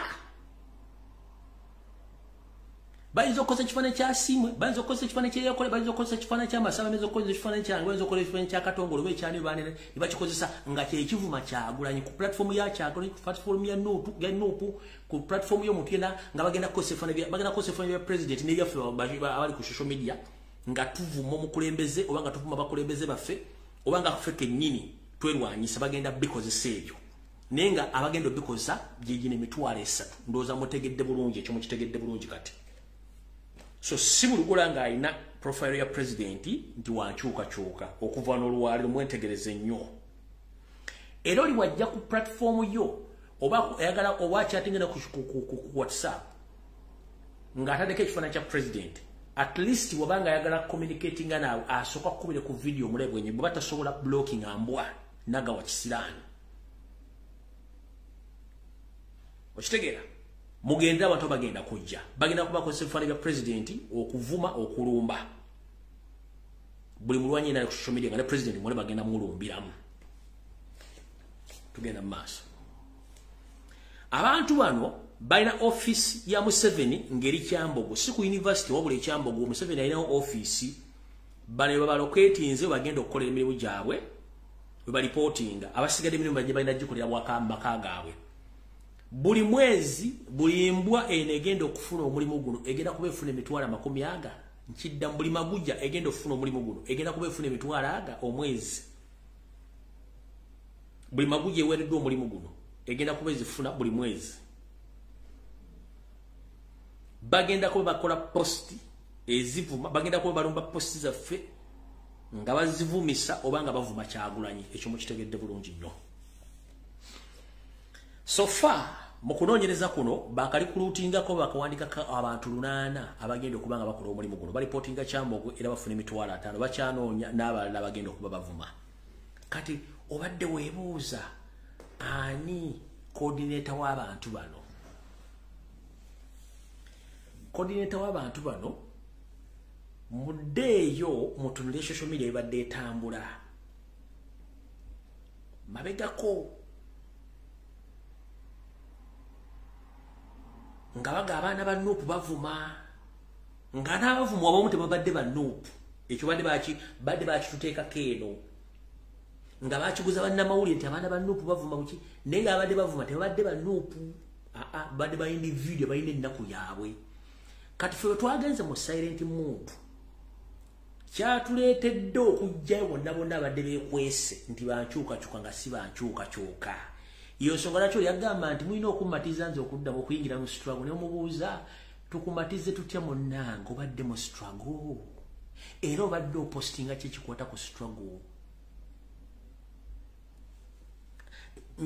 njala basomesa kana akatu mukategere oli ajja kugaa nti abaana ba Nuupu muvuma kati nze struggle kiyo okuvuma eyo kodi eyo tobuuza go and fall and block mwana ba Nuupu muvuma era nze eno struggle kimulina okumatiza okujja okuyingira mu struggle yammwe mukulu njala kugamba mwenna aboogera kodi etwabategeera era mbalite muli mu struggle just mwakozesanga video za Kyagulanyi ne muziduwetinga ne muzituulamu okufuna following kati mumaze okufuna following mutandise okubuuza ebibuuzo ekyekisiru kati gomvubuka ali ku social media ogambo simanyi nze muvuma nnyo musigende struggle gye muvumiramu mulina okunkwana mukulu ow'omaludda watukwane gwe musajja munnaffe ow'omaludda watukwane ki era tukwagaza ki tukukwanira ki nkubuuza tukukwane tukwagaza ki ku ggwanga lye bakukwane olwo bona ogenda okukwana omukazi bagenda kukolera ki kale njala tutegeeze mu n'abavuka beebuuza amagezi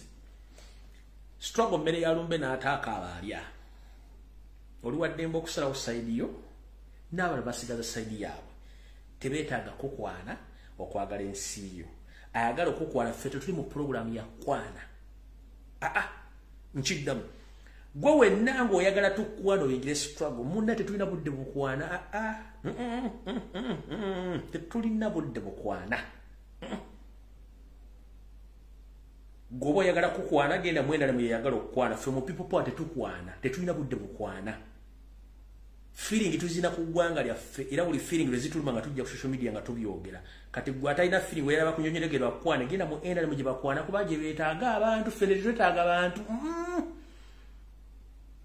abantu bajja mu nupu baba ina feeling za nupu nga bagala change do you copy that so yagala mukwana genda mu enda namwe bajja kukwanja fene tutukwana mu nupu tetukwana tulina feeling ze gwanga ale tulina nyingi nnyo amuzi tusate tubase kati mwabaka pawala nga lemukyalina feeling pu enale mugende banyonyogere bakwana kuba ile bigaye bikwana kuba baina fede tulina sente tetugenda somesa mbuzi kulya muddo no way embuzi manyo kulya omuddo neza no bwankulumu so we are not here to lecture goats no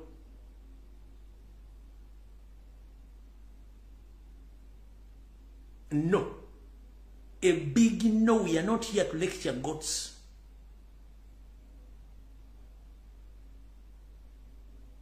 we are here to lecture people who love their country and they do come willingly. We don't force anyone to join the struggle. You are free to vacate because we don't recruit blameless people. And the noob doesn't recruit. People join willingly due to the love they have towards their country.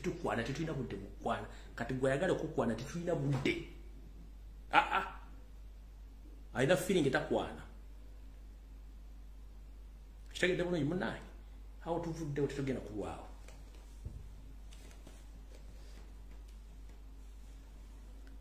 Nduza kibanyonyodde bulungi kiri bulungi twagala kitegeera abagenda recruitingibwa mu kitegeera. So njala tegeza nabo mu diaspora mu nsi zino wamanga bagenda recruiting group ezo. UK musubire group bagenda recruiting already wali wa agents abaliyo abakola omulimu gw'okuma kyagulana on daily basis nayo giregera kubeera bagenda kubeera well paid on a monthly basis. Dubai group jeri bagitandisewo de babagenda kuba kuma Robert Kyagulanyi center mu daily basis nga mu Dubai abo je bali group jeri.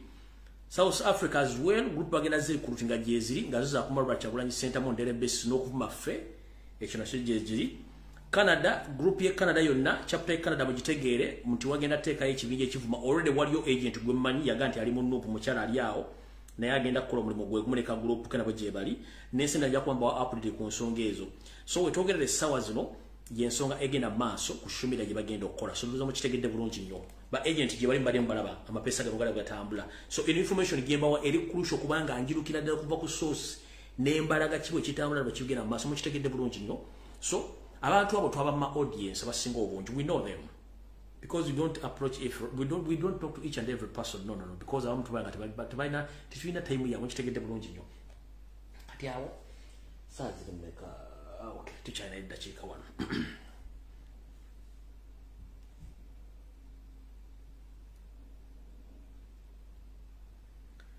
kansubire nti wasanya kalori otuuse wasanyo tuuse yebaleko ssebo mukulu wasanya yebaleko kati operation egenda masi yokugoba abalaalo mu northern Uganda bwete wetambula then bawo information egenderako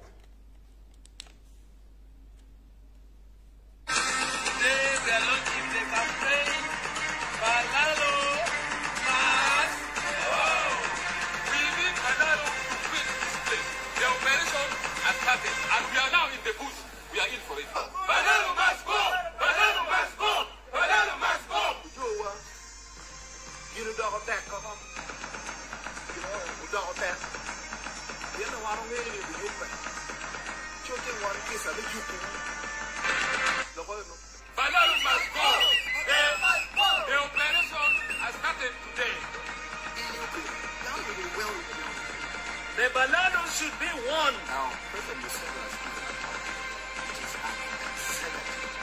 we should have been executed by now, but we have been seeing delayed tactics.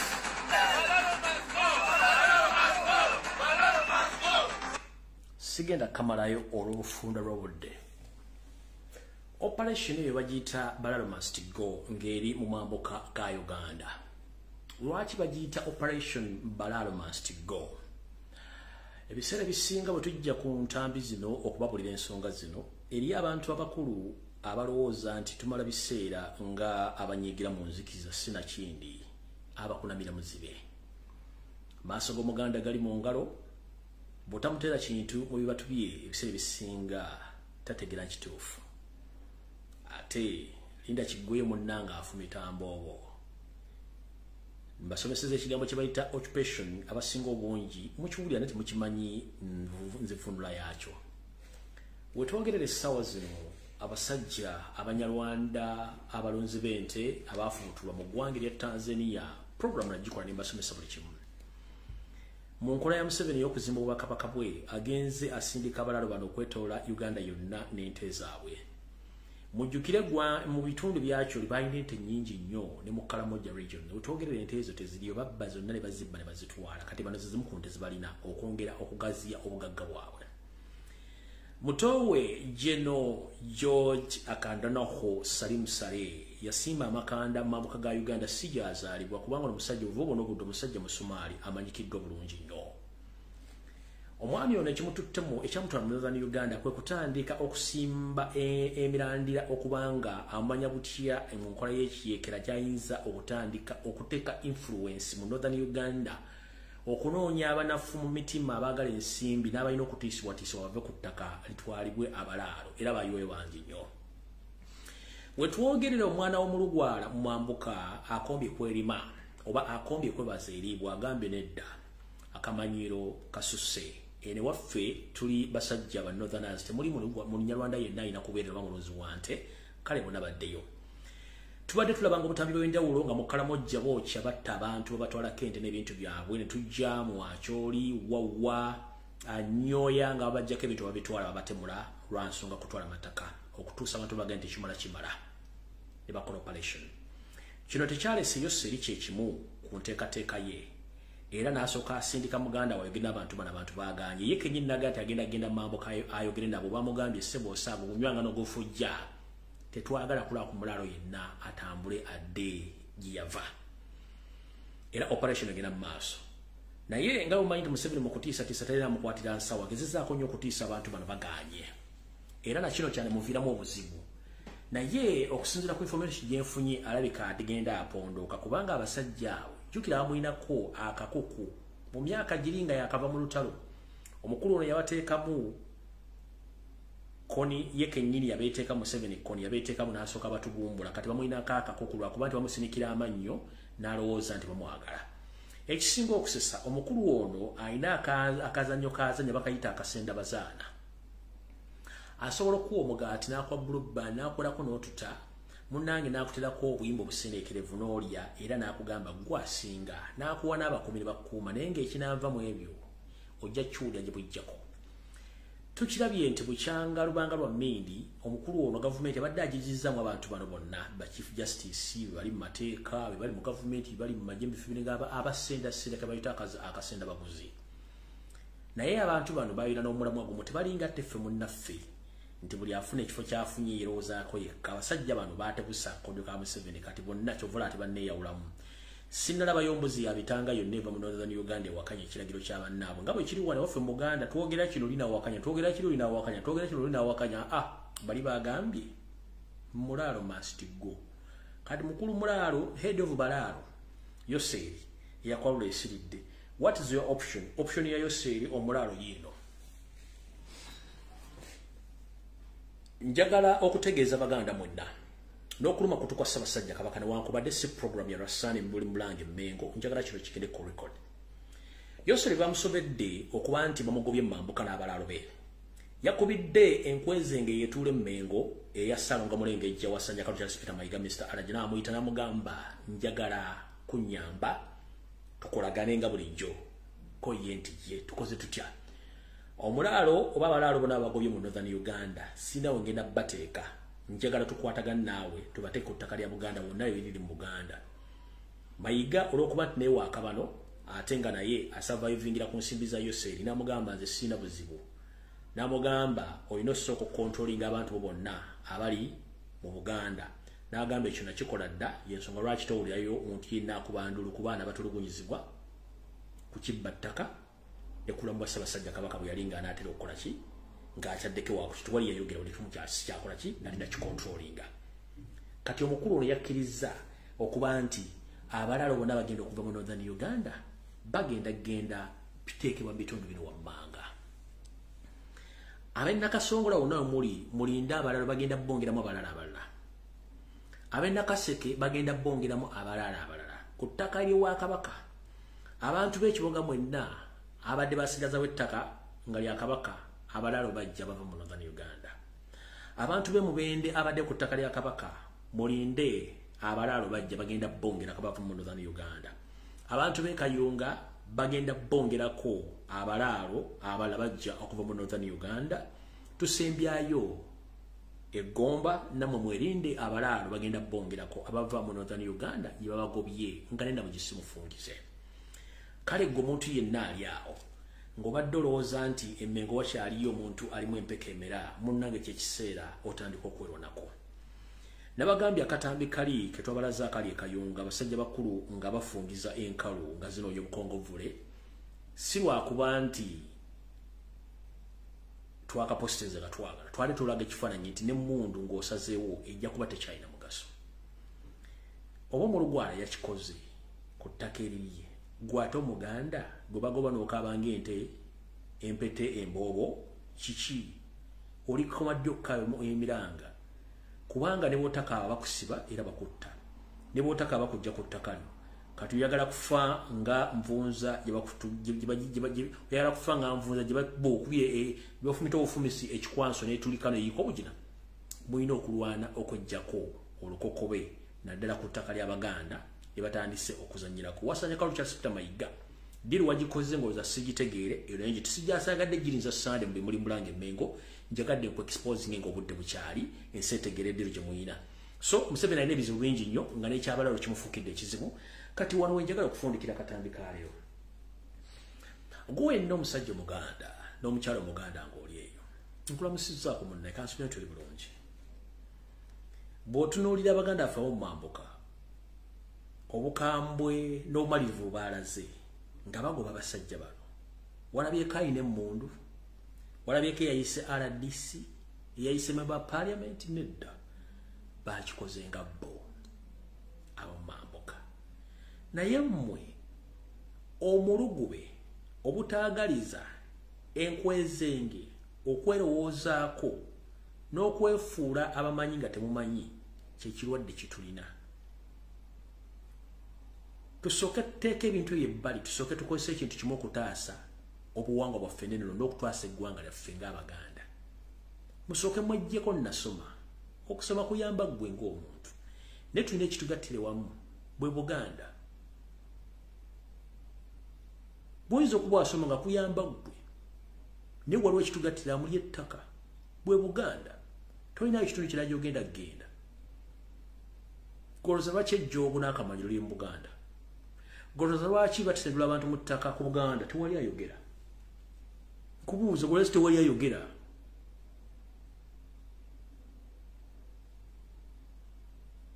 Ssaabasajja Kabaka bwe yavaayo n'ayogera era alina okuttaanya ensonga eno Mayiga teyagittaanya. Kankakozanyire wano mwezi igwiro yange embeera naye wano. Kankakozanyire wano okujja nga tekali mu folda yange wano.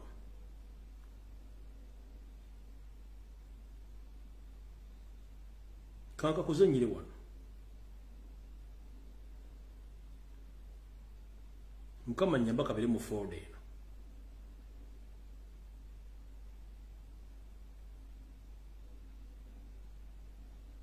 Nyamba kabere mu folda eno. Eddakiika emu ndabo bakali mu folda eno. Kaakano ndowooza. Kaakano.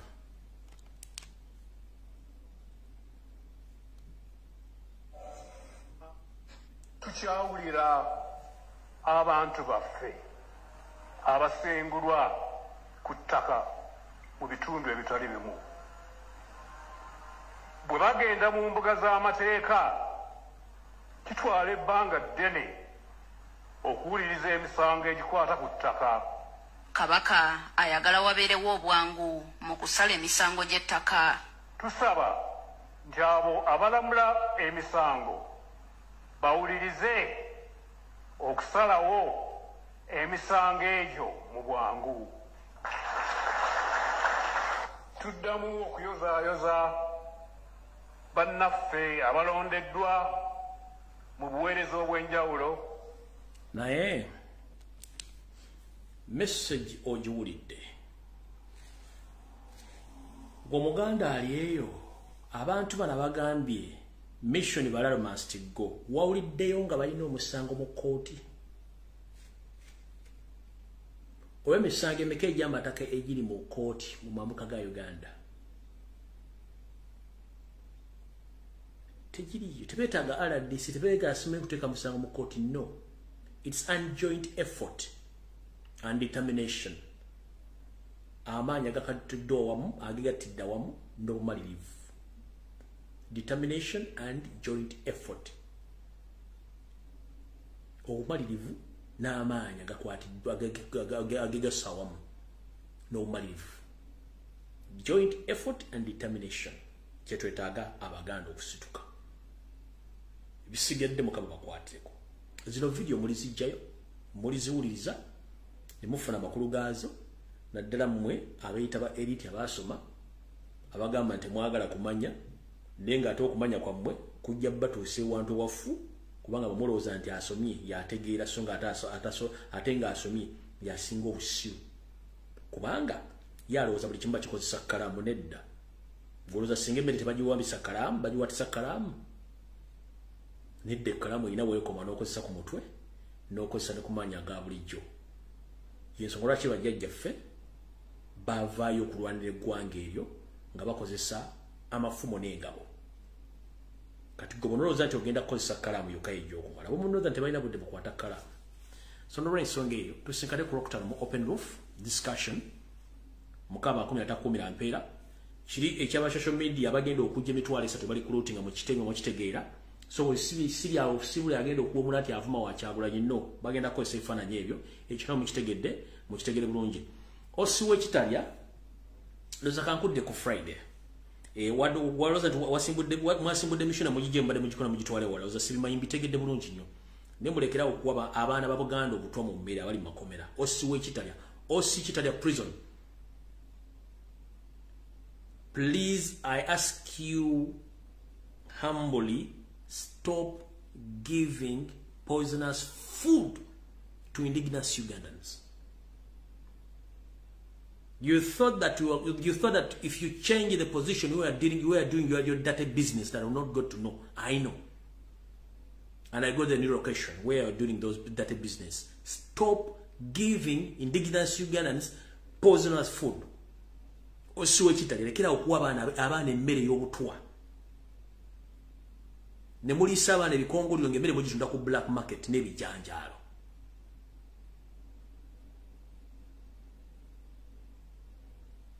Osiwe Kitalya nakagulupu ka mutunda emmere ya prison esigane bwegiteekamu obutwa ne muwa abaana aba prison abaana Abaganda n'abannansi abase ne bawo emmere nga bikongoliro abaana ba Uganda bafuula nkoko balya maize brand ng'emmere bwegitunze. Osiwe Kitalya mulekerawo muze gwammwe. Encha osiba abaana abo emmere ya maize brand encha kugenda kubira mu kkomera eyo.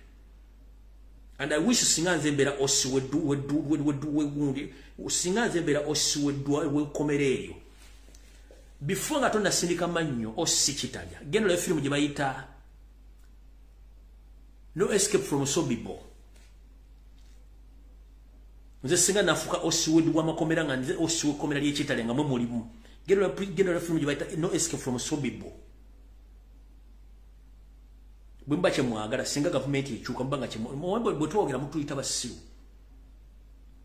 Ojja kera enkya nga guli mu kkomero nga nze Osi. Genda olabe No Escape from Sobibo.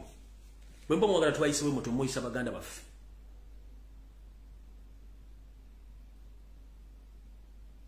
Ne mutunda emmere ne mugiteeka ku black market ebigende mbitunda ne muddira ebikongole mbikola ebifuko obunga ne muwa banaffe ne bali obuwunga bw'ebijja ne bali emmere enfu ne mugiteekamu n'obutwa.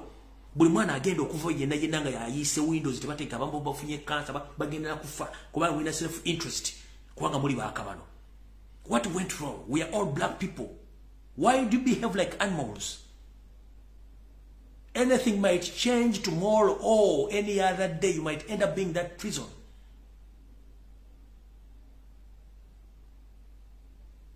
Why do you treat your fellow human beings like animals?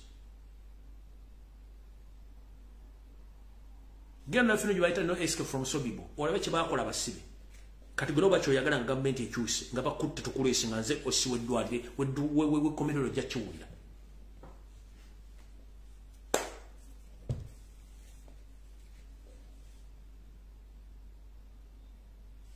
Mukama bankuumire musule butu. Singala ku Sunday open roof discussion mukama bankuumire.